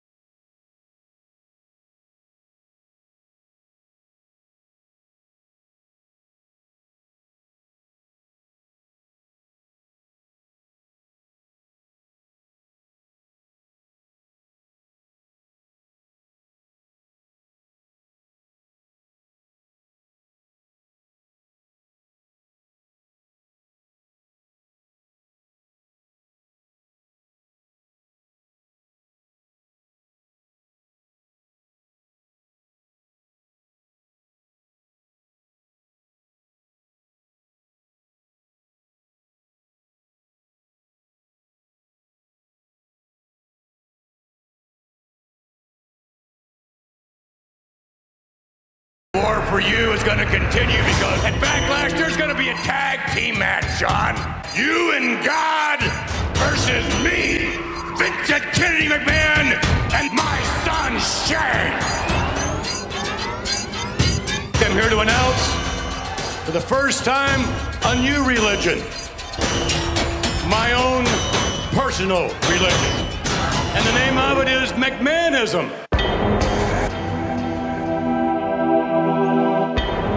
McMahonism is the theology of the future. Yet I know there's one person here in this arena who will not convert, and his name is Shawn Michaels. But in Backlash, I can assure you, when my son Shane and I get finished with Shawn Michaels, he will fall on his knees and worship at my feet. I'm like, may God strike me down as I stand here before you.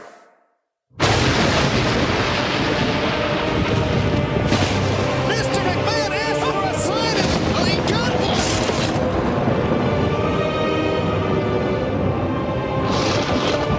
That wasn't an act of God at all. That was a succession of mere coincidences. I told you, Shawn, God's not here tonight. Shawn Michaels better hope that there is an act of God. God has abandoned you. Shawn Michaels, I will unleash the apocalypse on you. God will not be at your side. The God of McMahonism will guarantee victory against Shawn Michaels at Backlash. Not even you, God, can protect him. Praise be the name of Vincent Kennedy McMahon. Hallelujah and amen.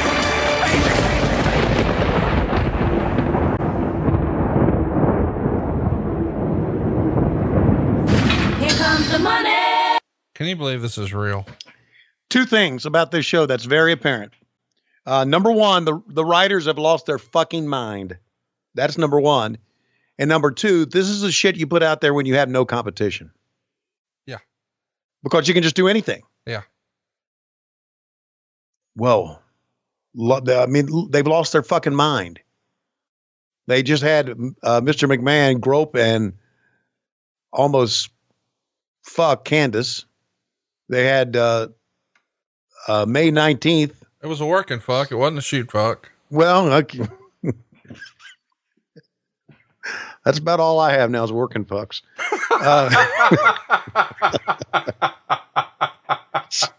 So ain't nothing wrong with that. But just my God, we're gonna have to. I want to track it when God walks out. Of course. Because that's kind of moron do you think I am? That's why we're here. Well, here's the other thing too. I need you to actually do straight play-by-play on this. On what? On him walking out or the match? When God tags in. Oh, please. Or do you think God starts? I don't know. Tag. I think God is a giving God, so he's going to start and then he'll sell for both the McMahons because he's a giving God. And then at the end, he says, fuck this. And he'll, I'm thinking, go over. Can you believe this is a real thing? Yeah. The way Vince walks in too. My God.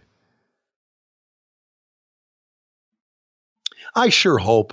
Here we go. We're going to track it. All right, here we go. Good I job. heard that. Uh-oh. Thou shalt can. Thou shalt get Allow me to haircuts. introduce to you one of Shawn Michaels, or actually the only tag team partner Shawn Michaels is going to have here tonight. He is the, let's see how, he has many names. Let's try, he's the Holy Roller. Oh, boy. He's the hipster from heaven. Oh. He's the man upstairs. From the kingdom of heaven, please welcome God.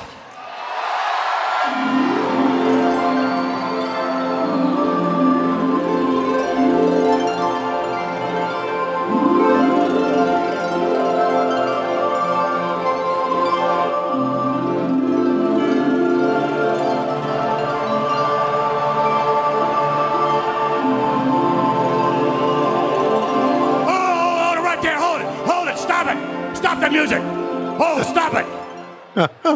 Now listen, God. We're not doing things your way tonight. We're doing things my way. This is not your house. This is mine. You call that an entrance? That's not an entrance. Tonight we're going to do it WWE style. Let's get down. Let's jiggy with it. Come on, God. Let's see what you got. Come on. Come on, God. McMahon wants God to get jiggy with it. Well, he did stop God in his tracks right there. This is...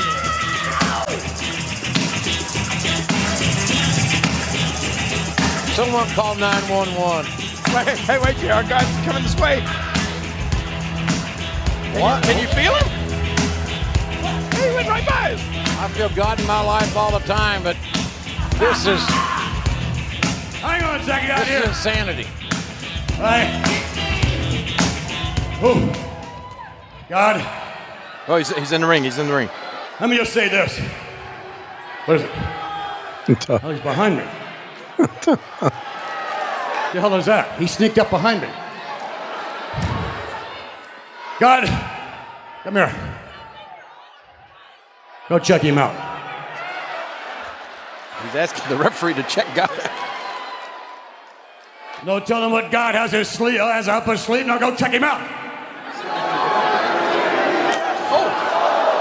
I said go check him out. So, whoa, wait a minute.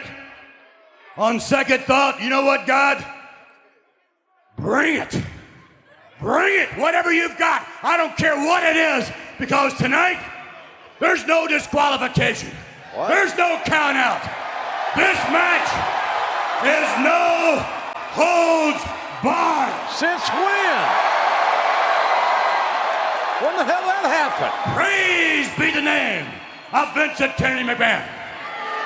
Praise be the name of Tony Schiavone. Oh my God. What? And you think y'all did some silly shit? Oh yeah. We listen. We didn't. We didn't. Even in the days of Vince Russo putting on a Giants helmet and coming to the ring, and even David Arquette becoming world champion wasn't this fucking silly. It wasn't. Sorry. I mean, yeah, Schiavone's trying to defend the silly shit they did. No, I'm not. I'm just telling you in comparison, no. Who was their fucking booker this time, Conrad? Do you know? 06? Just a bunch of writers under Stephanie, maybe? Just a bunch of writers, yeah. Yeah. Jesus. I don't get it. I don't get it. But anyway, let's see. So we got now a handicap match, right? Or anything goes. No holds barred. There you go. All right. By the way, I changed up my my inputs a little bit. Can you hear through my side now? Yes, I hear clearly. Good. Through your side. That's good stuff. Let's see what he's saying here. Track it. And another thing. Well, maybe not. When he said you and God are going straight to hell, that got a slap. And yeah, I'm really surprised Sean went along with this. I know, because of his legit Christianity, right? Yeah. Because it's not a work with him. But Sean's done a lot of things, and I know Sean has had this past about being the clique and not wanting to do this, but I've always gotten along with him. He's tremendous. Yeah. I think I told you the story. I went to an NXT. This is a few years ago. Went to an NXT show. Didn't go to the show. Went early in the day at Center Stage here in Atlanta. And I saw Terry Taylor. I saw Billy Kidman. I saw Steve Regal. Saw a lot of the guys that I work with and everything. The referee, the orange Oopa Loopa referee, got me in. What's his name? Drake? Yes. Yes, he got me in. You just referred to a friend of the show as an Oompa Loompa. Well, that's what he is. He's an orange Oompa Loompa. That's okay. Everybody's got their. You can say, well, Schiavone, you're a round fat piece of shit. That's fine. So anyway, but he wouldn't say that. Drake's a Christian man. He is? Yeah. Well, then he's not liking this match either. No. So I went there, and Shawn Michaels was there. And he came up to me, and this is exactly what he said. I don't know if you remember me. And I said, are you fucking kidding me? I said, you're one of the biggest stars ever in the business. Who the fuck? But he was talking that, he and I only worked together in 1989. Right. So it was just, here he is, one of the biggest stars in the business, just as humble as he can be. Great guy. Yeah. So good for him. And his wife was one of the nicest ladies ever. Rebecca was one of the nicest ladies ever when she was a Nitro girl. Wow. Shane loves taking those bumps, doesn't he? Yes, he does. He loves that's right. Just pick me up and throw me on. Wow. 2-on-1. No tagging in here with God, huh? So this God thing was just a gimmick for an entrance. And to make this a no holds barred match. Help me understand. What did you think they were going to do? Conrad, I don't know. I mean, if they've gone this far, if we've seen bread and fish and we've seen walking on water. Whoa, my God. That's a hell of a bump. If we see all this shit, okay, who knows? They may go and do some sort of silly tag in and Vince take a bump from a ray of light or something. Or lightning strike Vince. I don't know. Or God gets in the body of somebody at ringside and possesses the body of somebody. See, I can write all this shit. Possess somebody at ringside, right? And then that person turns into God and beats Vince. And then God leaves like in a cloud of smoke over there's the bump again, over the guy's head and goes into the vapors in the air. The vapors. I don't know. I'm spitballing here. I'm freestyling, right? Yes. Okay. So you don't think any of this will work, huh? Have you seen what's happening with SmackDown lately? No, I don't watch what's going on with them. Vince McMahon was on this past week. Uh-oh. No, I haven't been watching it. I certainly like I certainly like to wish the best to everybody who lost their job, really, and I hope everybody once we all get all through this can get back to work. But no, I haven't seen what's going on. We got some fun stuff working behind the scenes with the Good Brothers. Me and you are going to have fun with them sometime soon. I don't know if I should do this, but I'm going to do it anyway. I'm going to read you the text. Okay. Oh, I can't wait. Okay. And this just tells you what type of guys these guys are. All right. So I do, because they're friends of mine, right? Sure. They're friends of yours. And, I just thought, I better reach out to them when I heard all this went down. Yeah. So I did. And listen, there's a couple of people in the front office that I reached out to also that didn't come through this too well. So it's not good. So anyway, I reached out and here's what I said. This is a group text, right? Holy shit, guys. Anything I can do for you, please let me know. Okay. And here's what one of the Good Brothers, Luke, wrote back. There is something you can do. Let's get that Lois tattoo on your butt cheek.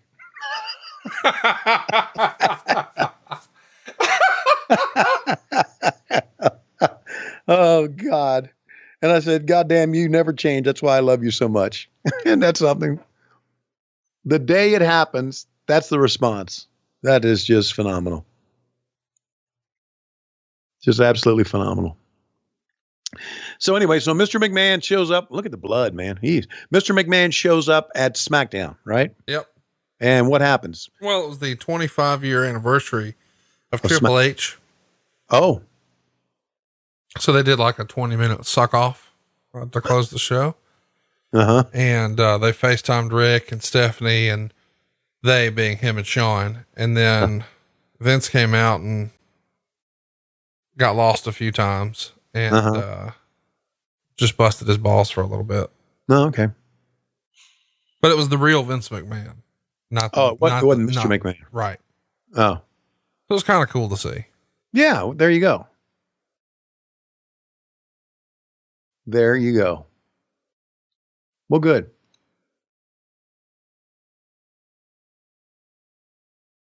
I got to tell you, I'm pretty excited about, this pay-per-view you guys have coming up, Double or Nothing. Mm-hmm. I mean, it's the 1 year anniversary of the very first show, and you were sitting front row for it, and you were so excited and had a great time. And now you're going to be on the call. How about that shit? Yeah, that's amazing. Two things amazing about that is that, that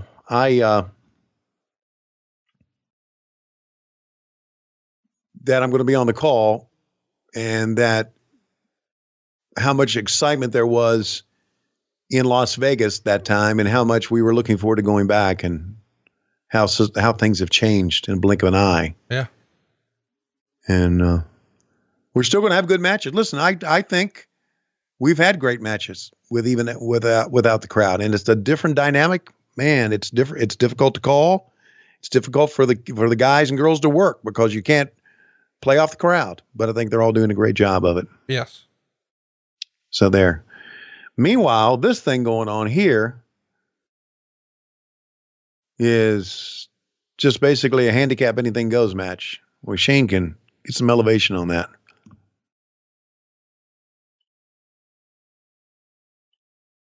So I just ordered me 2 shirts from lowestrules.com. Since we've been on the show? Yep. How about that? And I would like also, there's so many good things you can do. And if you go to prowrestlingtees.com and you order, they also say, would you like to donate to the people who work here? And I've always been doing that every time because they meant so much to us. So if you go to lowestrules.com and they say, would you like to donate to, you can donate $1 to them. I would think you should do that.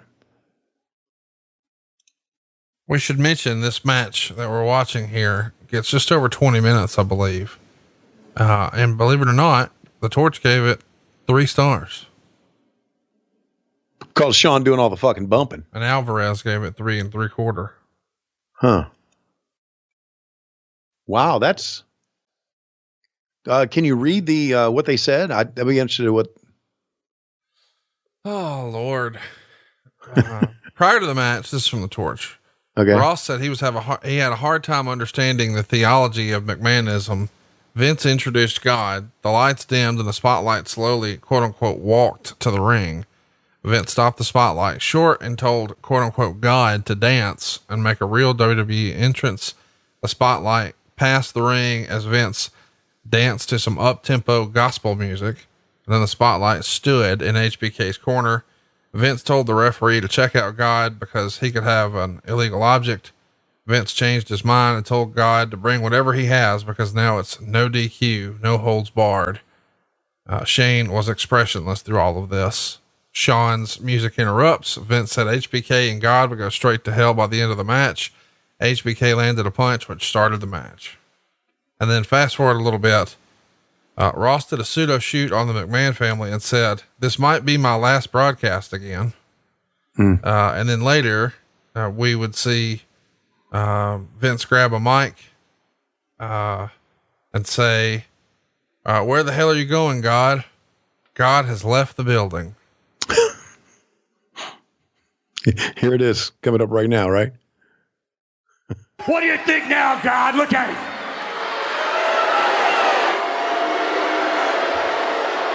What are you going to do about it?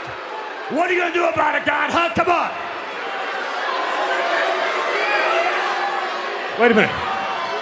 Where the hell are you going? Where the hell are you going? God, come back. Come back here, God. Look what you made in your own image. Look at him. He's a piece of crap. Where are you going, God? God, come back. Ladies and gentlemen, God has left the building. Oh, man. This is uncomfortable. But you have it. Now, come on up here. Yeah, come on up here. I can tell you this. I'm going to knock your teeth right down your throat. McMahon tuning up the band here. Kidding me here.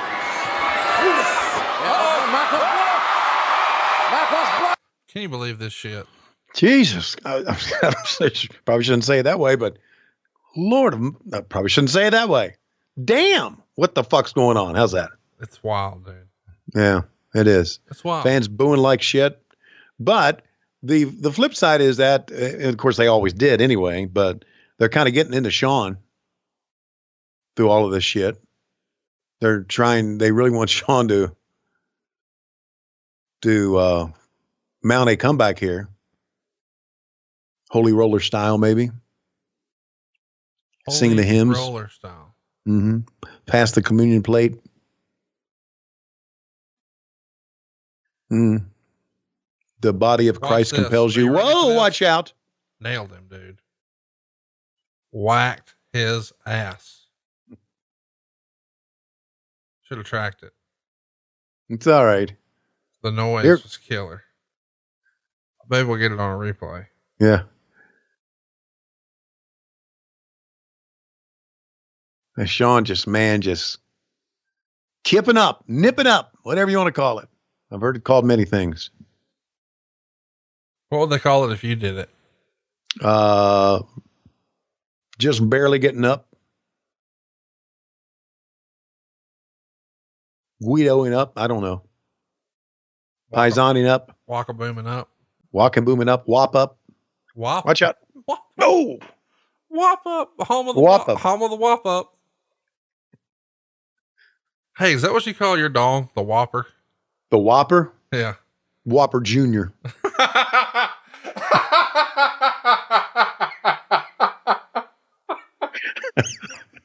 And during quarantine, when you don't bathe for a few days, it's a Whopper Jr. with cheese. Is it ever? Oh my gosh. Tuned up the band. There you go. Come on, finish it up, Shawn. Jesus. Something tells me that this ain't done yet. Not if he's now I know it's not done yet. Well, it is no holds barred. Oh my God. How about a table? How about it? There's a stack of them there. So I get it. So now he's knocked them both out with tuning up the band.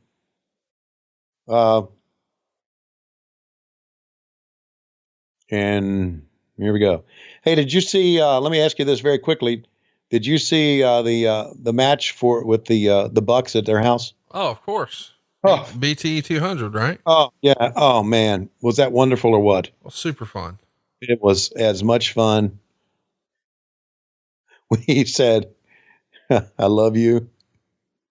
I'm sorry. And he kicked his brother. It was great. So you wouldn't have got that reference just 6 months ago. No, exactly. I wouldn't have. No. I've come so far. I've come so far with my love of wrestling. Well, since we're talking about your penis cheese, have you found since you've been quarantined, you've got more schmegma? Schmegma? Yeah. I don't know what schmegma is. You want to throw it in a Google machine? No. Okay. Why don't you explain it to me? Let's pretend you're my Google machine. It's a waxy, like white stuff on an uncircumcised penis. Okay. My penis is circumcised. You still get a little bit. It gets cake-like, starts to smell. No. Well, I was told that you had a schmegma dick. I don't have a schmegma dick. As a matter of fact, you know why I don't have a schmegma dick? Why's that? Well, I can't say until they sponsor us again. Oh, well, I'm with you on that, but I'm just saying, okay. I was told that. But I use their products all the time. That's all I'm going to say. But you bathe once a week. No, I don't. I bathe once every 2 weeks. Oh. So you're saying there's no smeg in between? No. Mm-mm. I feel like you're getting a little smeggy. No smeggy. There's items that can take care of that. Okay, so we got 2 tables, and they're just out on the table. Boy, are they out. He must have really nice. He could pin them here, right? I mean, a motherfucking ladder. He could pin them here, but he decides not to. Well, yeah, they've been mocking God. He doesn't want to win a match. He wants to hurt him. Okay. How tall is that ladder? That's 15 foot, 20 foot ladder. No, but 15 foot. In wrestling, how tall is it? In wrestling? Yeah. Oh, it's a 40-foot ladder.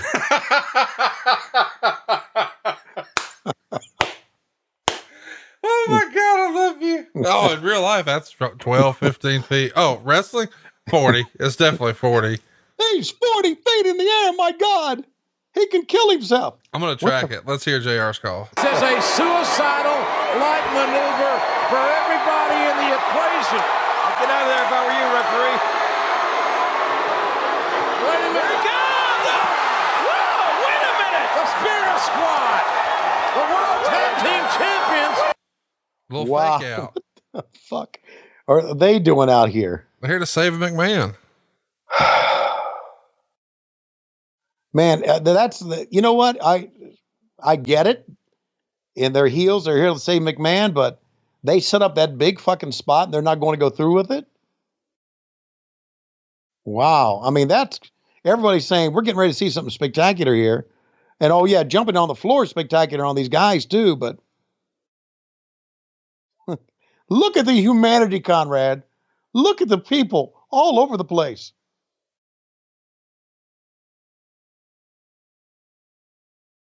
Oh, yeah, we had one of these, or maybe two of these guys in MLW at one time. The guy with the headband on, I believe. Yeah. Wow, that's nothing. This is nothing but fucking heat right here. Oh, so they are saving Mr. McMahon, literally. Yeah, it's 7-on-1 now. 7-on-1. This is where God would intervene. Yeah, I would think. You would think that God would Hulk up here. Yeah, oh yeah. You think that all of a sudden that poof, the lights would go out, and there'd be a vision, a shroud of Turin, and God would be there. Hey, speaking of poof, did you see the speaking of poof, the artist renderings from WWE Creative of what they allegedly wanted to repackage the Revival as? No. Yeah, it's Aladdin shit. Aladdin shit? Yeah. Oh. They would have come out there and seriously, it's like they were dressed like Aladdin. But I could only imagine that they would like come out there and poof, there went your career. Yeah, and they would do that, and then would they ride a magic carpet to the ring? No, that's racist. Okay.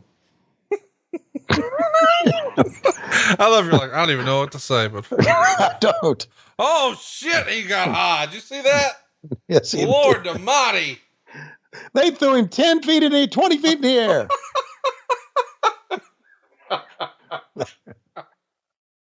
Oh, I love wrestling. Oh, I do too, man. Threw him 20 feet in the air. Mr. McMahon's going to cover him. It is no holds barred. He hooks the leg, 2, 3. Oh, so McMahon went over. Of course, you know God ain't going to beat McMahon. Oh. He beat the U.S. government and God. Did he ever? And Ted Turner. Right. Yeah, and didn't he have some sort of fricas with our president at one time? Yeah, but Trump went over. Oh, Trump, of course. So there it was. And still the match got 3+ stars. Interesting. How about that finish? Yeah.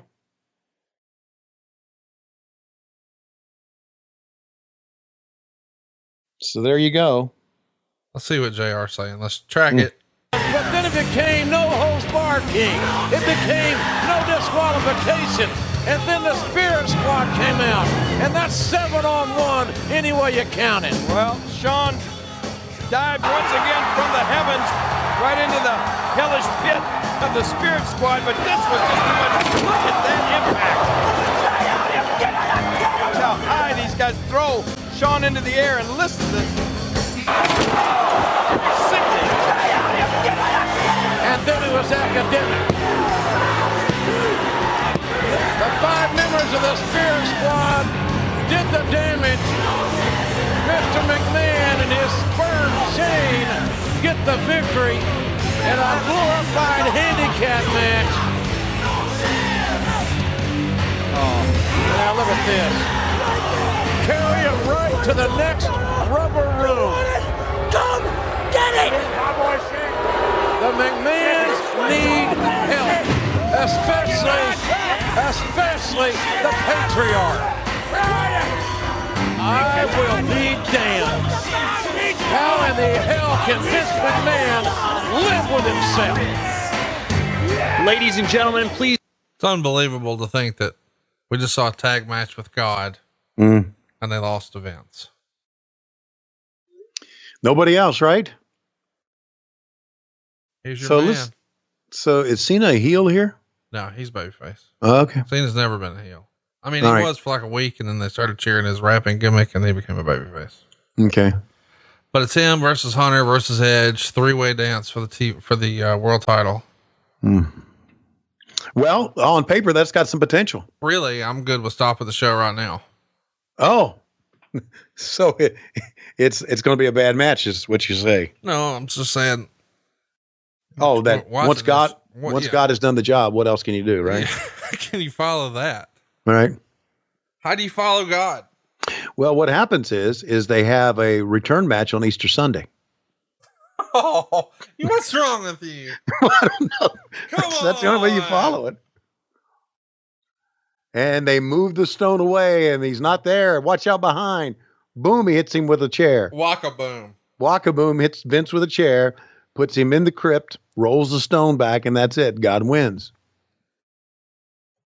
That's how I'd book it for me. God, my God. Isn't it amazing the silly shit that goes on in wrestling that goes in your mind that makes you think of other silly shit? No, it's not good enough. You just look at that silly shit and say, they're crazy. Now you're thinking, if that's silly, let me think of something even dumber. And that's how ideas get started and shit gets on TV. Oh, and once again, Conrad, that's one of the wonderful things about the business. Waka boom. Yeah, it is. It's one of the wonderful things about the business.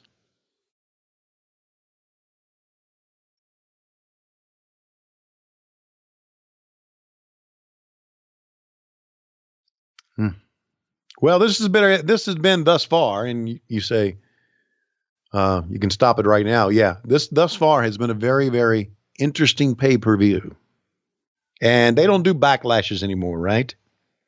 Yeah, they do. By the way, this is a 4-star match here. Oh, wow! So it's good. Okay, good. Well, no, I thought I was going through the network, and it's under retired pay-per-views. Well, then fine. If you know so goddamn much. Why are you asking me? Oh, fuck. No, yeah. Last one was in 2018. They didn't do one last year. So how do they determine what they were? I mean, they do one a month now, right? I mean, that's kind of what. Yeah. They just rename them, I guess. This was the April pay-per-view right after WrestleMania. That's right. Yeah. And now the first one after WrestleMania is Money in the Bank. Okay. So they just changed the names. I got it. Now they're doing it in May. Oh man, I tell you, here comes Matt. You love Matt. Yes, I do. I'm telling you, I thought, and I think you would agree, that the Lucha Underground did a great job as a play-by-play guy. And I work with him MLW sometimes. And I thought he and I worked together very, very well. He's got a new show coming to Fox. Oh. It's a reality show. Oh, wow. Yeah. About having a baby. About having a baby? Yeah.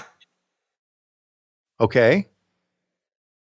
What is it? Is like about he and his wife? I didn't write the shit, Tony. I don't know. Well, then if you don't know, why'd you fucking bring it up? Just putting it over. It's a new show called Labor of Love, you fucker. On Fox. Welcome to Labor of Love, you fucker. It premieres Thursday, May 21st. I've never seen it because, it hasn't aired. All right. Well, guess what? I'm going to send a text to Matt and wish him well. I think the gimmick is it's like The Bachelor. Okay. Except instead of looking for love, you're looking for a baby daddy. And I think Matt is trying to prove that he'd be a good baby daddy on the show. Okay. Well, see, you knew, and then you kayfabed me. No, I just read it while I was on the show with you, like you ordered T-shirts. Okay. Should we track this? I mean, this is kind of interesting here. No, you should just make fun of it and use your voices. Okay, let's do that then. I'm standing out here in this Argyle sweater. I was at one time a school teacher. Yes, and I'm going to bring you out here right on the board and tell you guys exactly how that fucking angle that we just saw came about. We have to diagram, boo, boo. No, don't boo me. We have to diagram that shitty angle here on the board just to show you how it does in the writer's room. Behind me, I have a board with my name. My name's on top because I'm going over. That's how it happens. Matt Stryker is going over. Then everything else below that does not fucking matter to me. We let a bunch of fucking goofs who have never seen a wrestling match before, who just writers out of college come and say, well, let's see. Matt's on top. Matt will go over. What can we put underneath of it? Okay, we'll draw a little line here, and underneath of it, we will say, someone takes a rod and shoves it up his ass. Okay, now, if he does that, then how is Matt going to go over? Well, let's bring out a guy to explain it to us right now. Here comes Eugene. What the fuck is this? Yeah. Is this Norman? Skinny Norman? You don't know about Eugene? I did look him up. I know he's been wrestling for quite a while. It's real life Nick Dinsmore, but Eugene is a character that's loosely based on a real person who has special needs, whose dad would always bring him to the shows. And he's Eric Bischoff's kayfabe nephew. And I think he's going to talk, and we'll track it here. God. See, this is exactly what I'm talking about. Do you see this, Kentucky? This is a perfect reason, regardless of how tempted you may be, to not marry your cousin.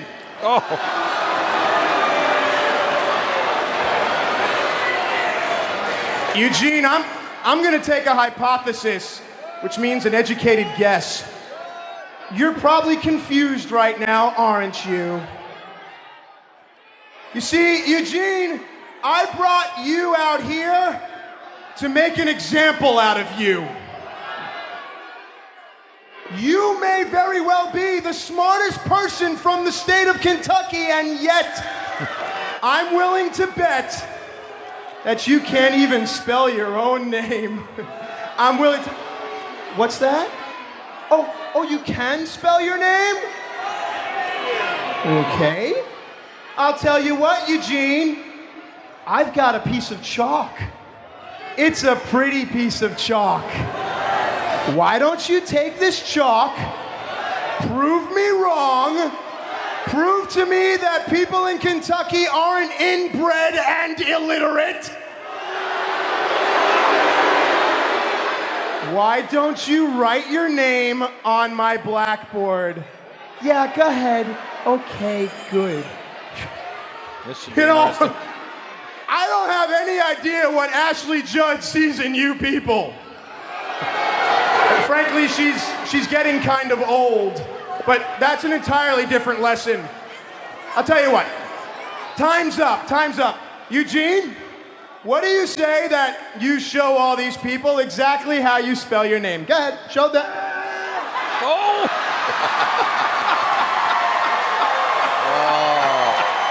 That's good.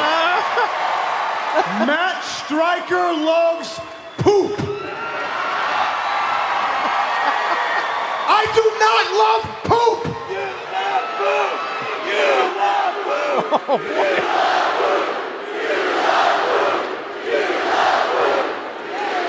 Eugene, this is disrespectful. And second of all, poop isn't even a word, and you shouldn't capitalize it, and there's no period there. Are you picking your nose?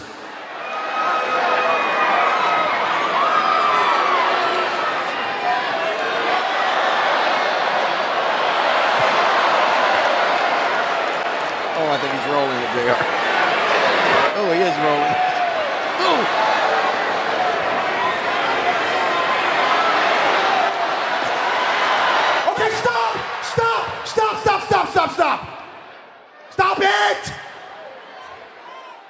listen to me. Okay, forget all of this. If there's one thing that you and all these people take away from tonight, it's that you do not pick your nose and then attempt to eat it. Do you understand me? All right. Do you hear the words coming out of my mouth? Do I make myself clear? You have a strong opinion about them making Eugene eat a booger? Okay, good. Yeah. Good. Now, This show is completely gone. down, okay? Oh, geez, gone to shit. He put the booger in Matt Striker's mouth. Oh, my God. Oh!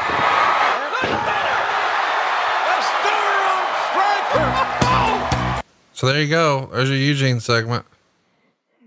Right before your main event. Let me tell you what Ron Alvarez wrote about this. Yeah, please. A segment aired with Matt Striker and Eugene. I want my money back.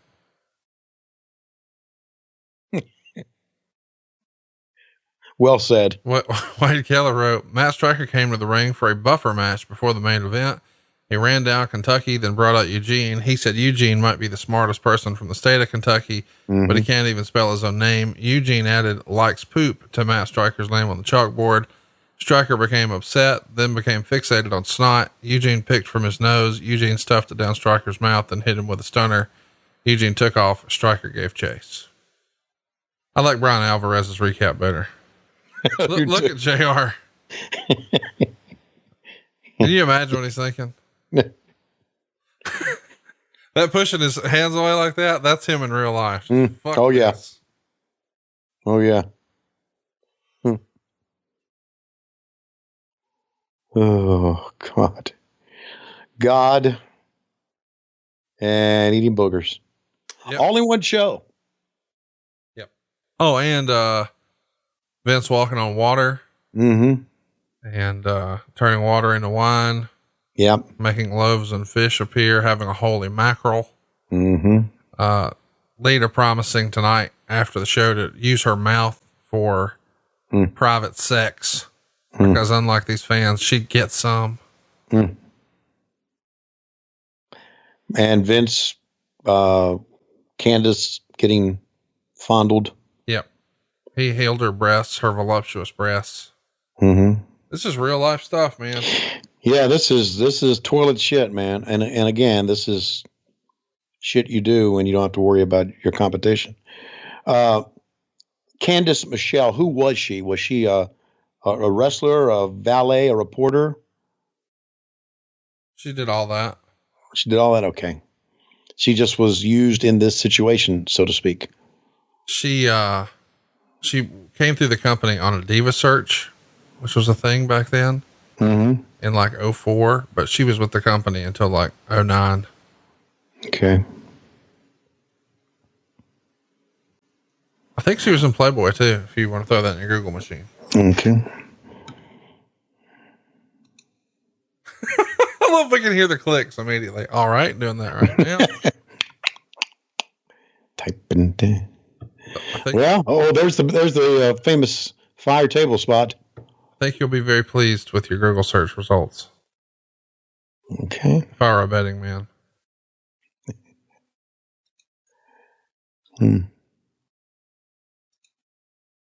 Have you found any good quarantine deals since you've been quarantined? What do you mean quarantine deals? Well, you know, like a deal on an item that you maybe had your eye on, and since people are putting. Yeah, I think I mentioned this. I mentioned this to you the last one. I'm not so sure, but I did get a PS4, and that was a mistake. Well, why is it a mistake? Well, because Candice Michelle was very beautiful. I thought you'd be a big fan of that. Yeah, I am. Because of my insomnia now, I lay in bed. I literally have laid in bed staring at the ceiling for 4 hours, or just tossing and turning, mostly staring at the ceiling for 4 hours. Go to bed at midnight, 4 a.m. I'm still awake. So what I do, I get up and I go play an hour of PlayStation 4. And it is a titanic waste of time. And the good news is that Lois can't bitch about it because, as I told her, I said, I can play PlayStation every day for a month, 24 hours a day. Won't even come close to what you do a month on Facebook. So don't fuck with me about wasting time. But wasting time it's terrible. And I don't know why I do it. I don't know. I just need someone here with me with a gun or a stick or a kendo stick or a whip to force me to be productive. And I vote to have Lita come and stay with me for a month and help me through that.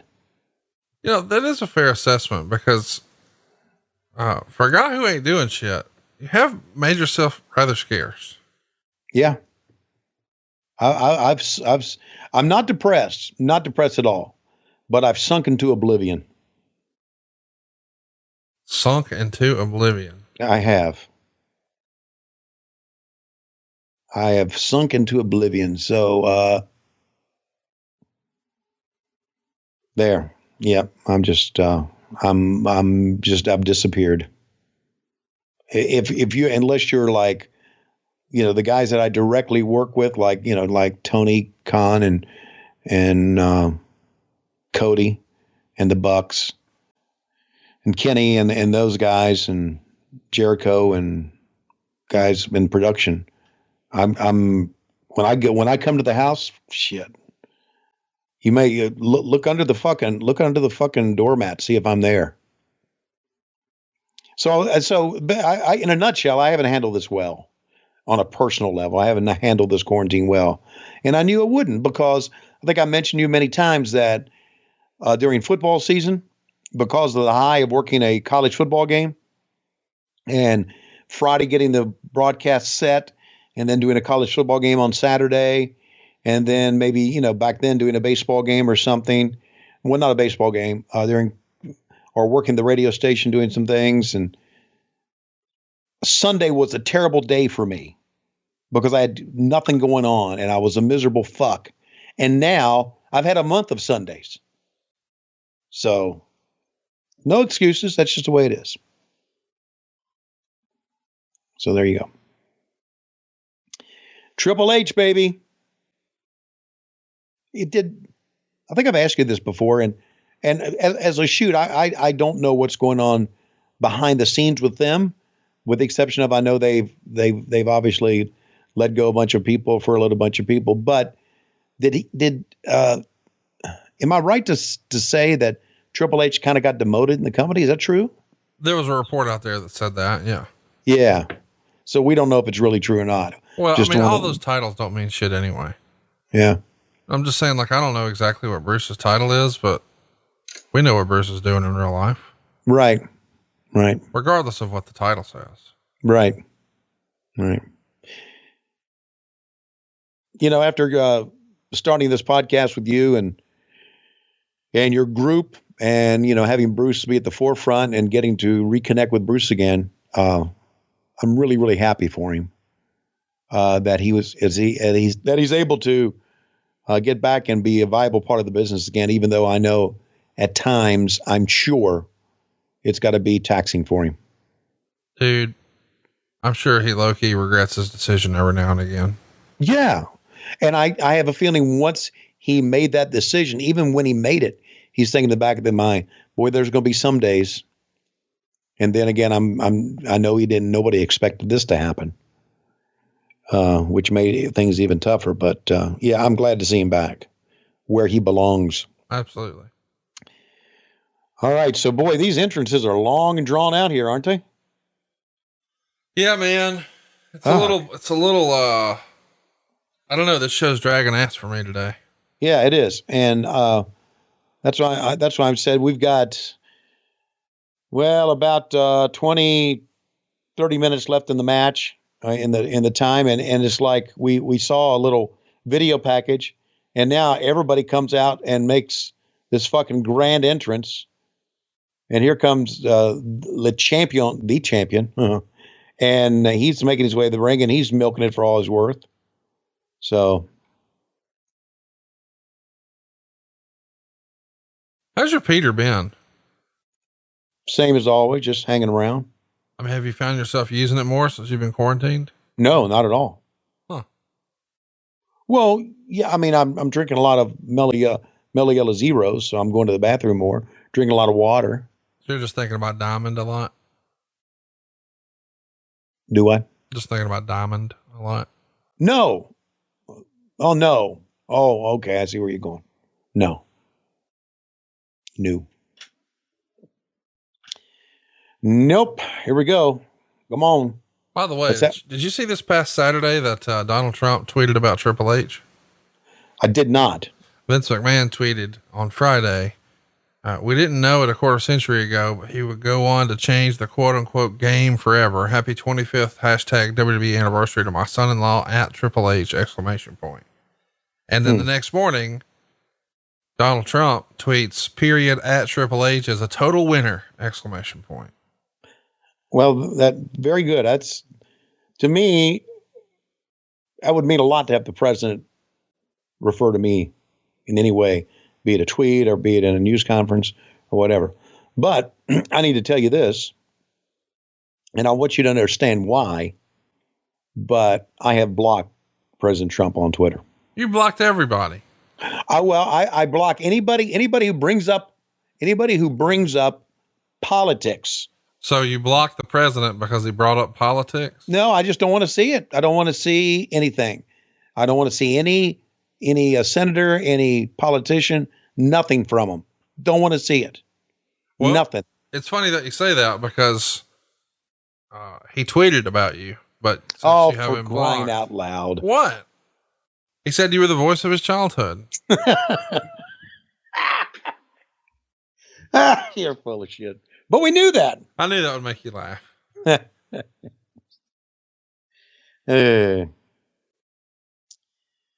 So this is a 3-way match for the world title. And this is the WWE Championship. This is back in the day before they had a Universal title, correct? Or did they? Yeah, this is before Universal.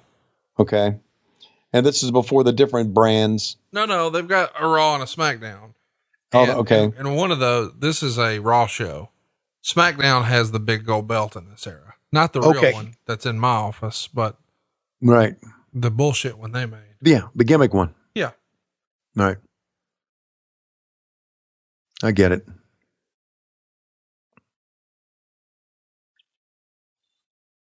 Have you been watching any of the Dark Side of the Ring episodes yet?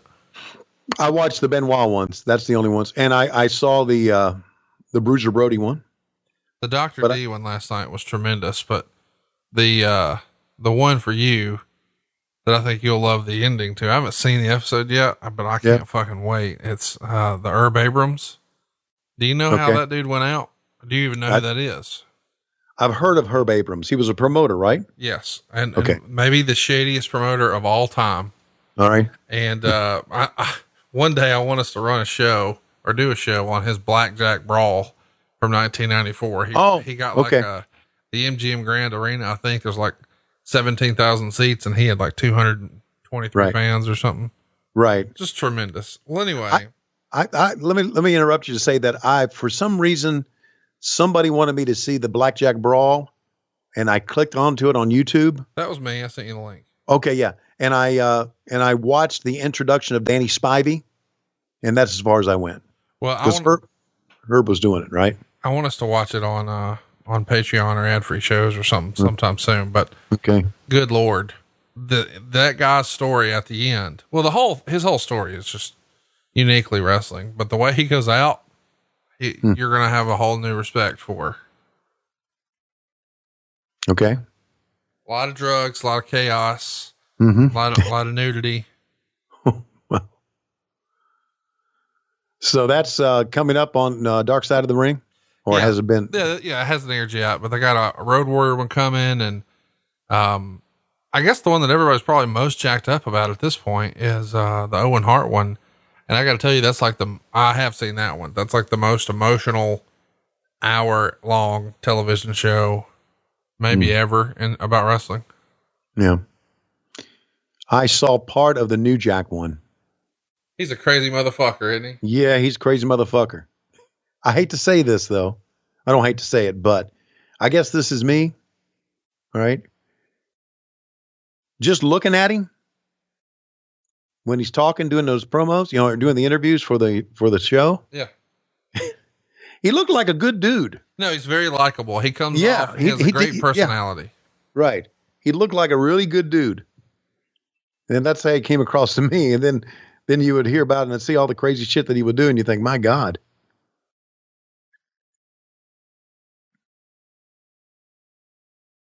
So what do you think about three-ways or three-way dance or fatal four-way matches? I don't like them. I don't either. I like one-on-one or tag team matches. I got to tell you, I did as a younger man. I thought it was awesome because I like the simplicity. When you don't have your analytical brain working, you just think, oh man, 3 guys instead of 2, this is going to be awesome. It's probably what your mom thought. Anyway, she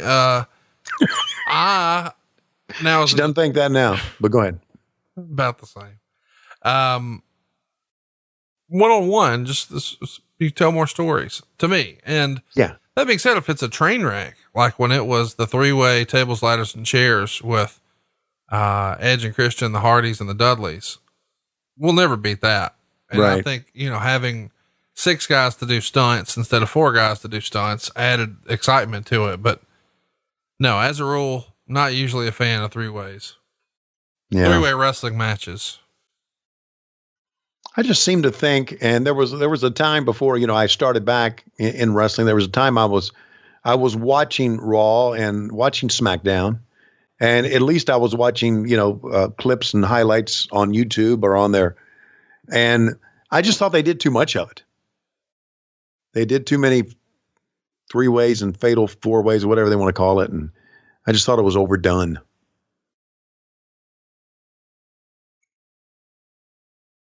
But these guys are working pretty hard. I mean, hey, I don't know if it's a 4-star match, but they're doing some pretty good stuff. But of course, these kids can go, man. All these guys can go.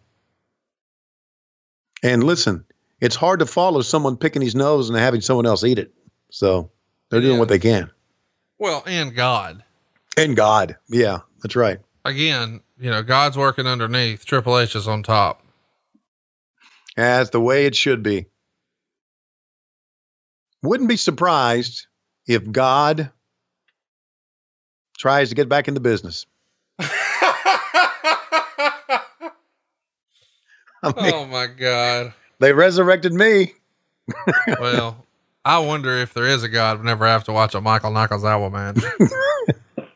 Oh, you saw that tag match? Come on. That was funny.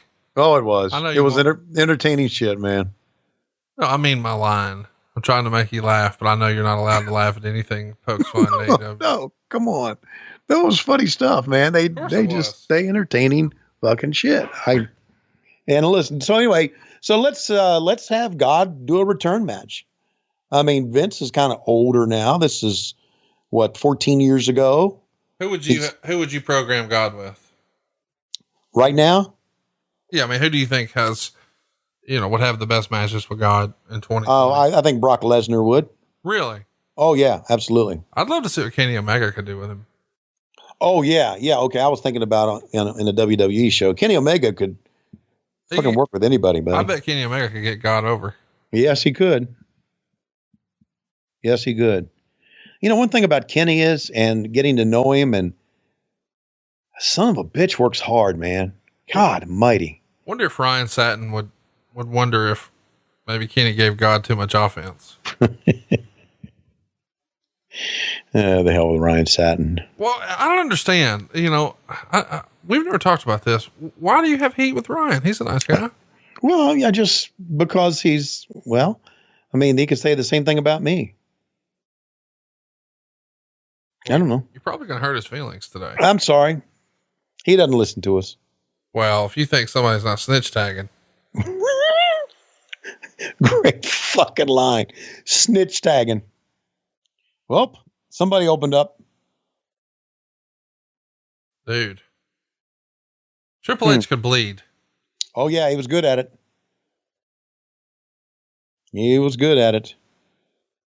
I think he still got the gimmick in his hand. You might. He dropped it finally. Okay. Edge a hell of a performer too, buddy.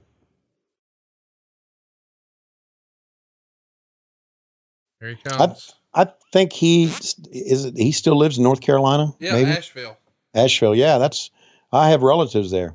Lois's brother lives there. Asheville and Huntsville was in the same list. Some of the ranked as one of the great towns in America to live in. Huntsville was there, Asheville, a couple other cities.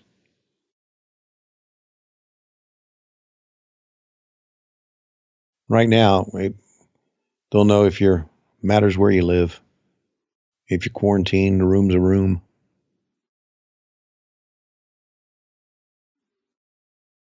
Wow. Missile drop kick from the top.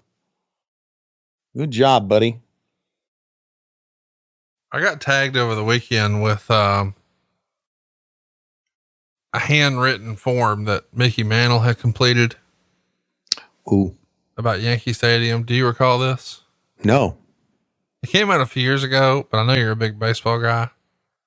But I guess they were trying to look for quotes for marketing or whatever. Yeah. So they had all the players, I suppose, fill something out. And the form says, I consider the following my outstanding experience at Yankee Stadium. And then there's like 10 blank lines where you can just hand write in your answer for whatever you think is your most outstanding experience at Yankee Stadium. And with Mickey Mantle, I mean, how many could there be to choose from? Hundreds probably, right? Right. And his is, quote, I got a blowjob. I got a blowjob under the right field bleachers by the Yankee bullpen. And then the next piece of the form says, this event occurred on or about, please give as much detail as you can. It was about the third or fourth inning. I'd pulled a groin and couldn't fuck at the time. She was a very nice girl and asked me what to do with the cum after I came in her mouth. I said, don't ask me. I'm no cocksucker.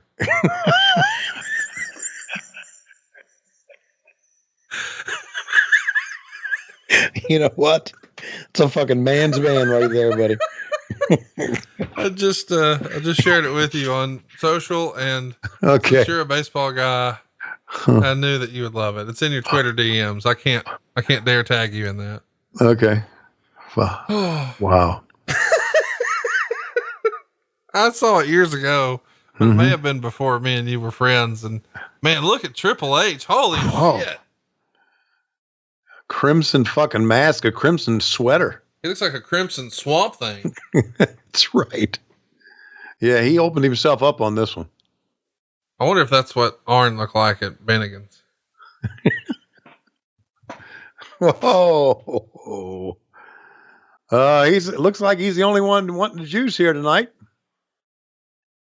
I mean, after that chair shot, I would think that if I'm working and the guy with all that blood hits me with the chair shot, I'm going to open myself up too. No, not me. I would say, you know what? He's bleeding enough for all three of us. Which is true. Just a little simple drop toe hold, STF. You ever ask Rick what he did to get so bloody?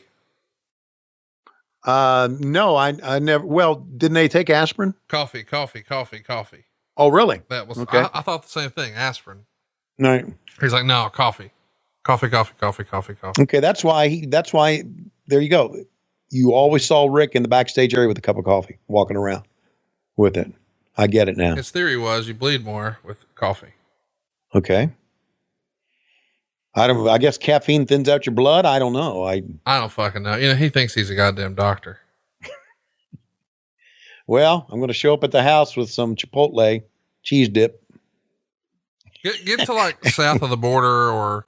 Okay. Yeah. Get some really, really top line shit. And then I'm going to have my GoPro on my head. Oh, goddamn. I cannot wait to see his reaction to you wearing that fucking thing. He says, what are you going to do with that? You going to put it on your podcast?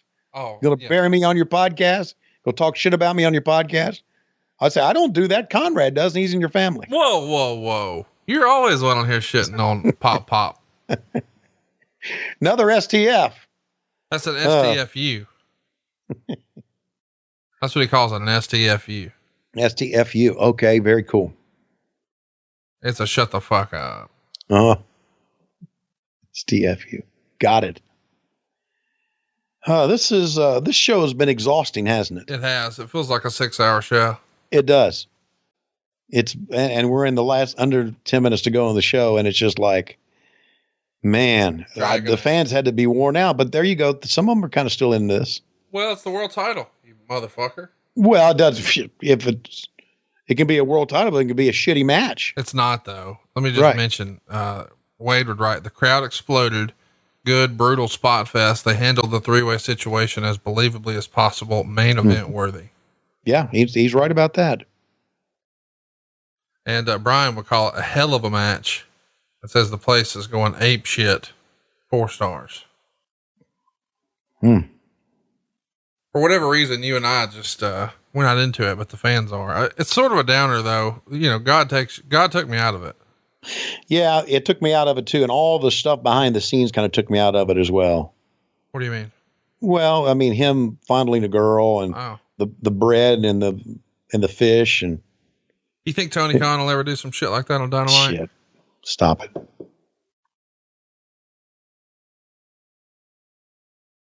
One of the best young men I've ever met in my life. Well, next to you. And fuck, hell of a bump. Almost on the damn chair too. Wow. You think when her and Edge had sex, she laid like that? Oh, Jesus. Just wondered. She talked about having sex afterwards. Look at him looking to the crowd, milking it. He realizes that's not what I use. Oh, he's going for the fucking hammer. He's got to be.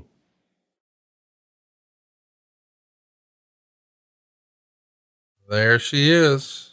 I'm going to track it. Forget the chair when you got a sledgehammer at your disposal. The steel chair wasn't enough. The game's got that sledgehammer and the WWE title on his mind.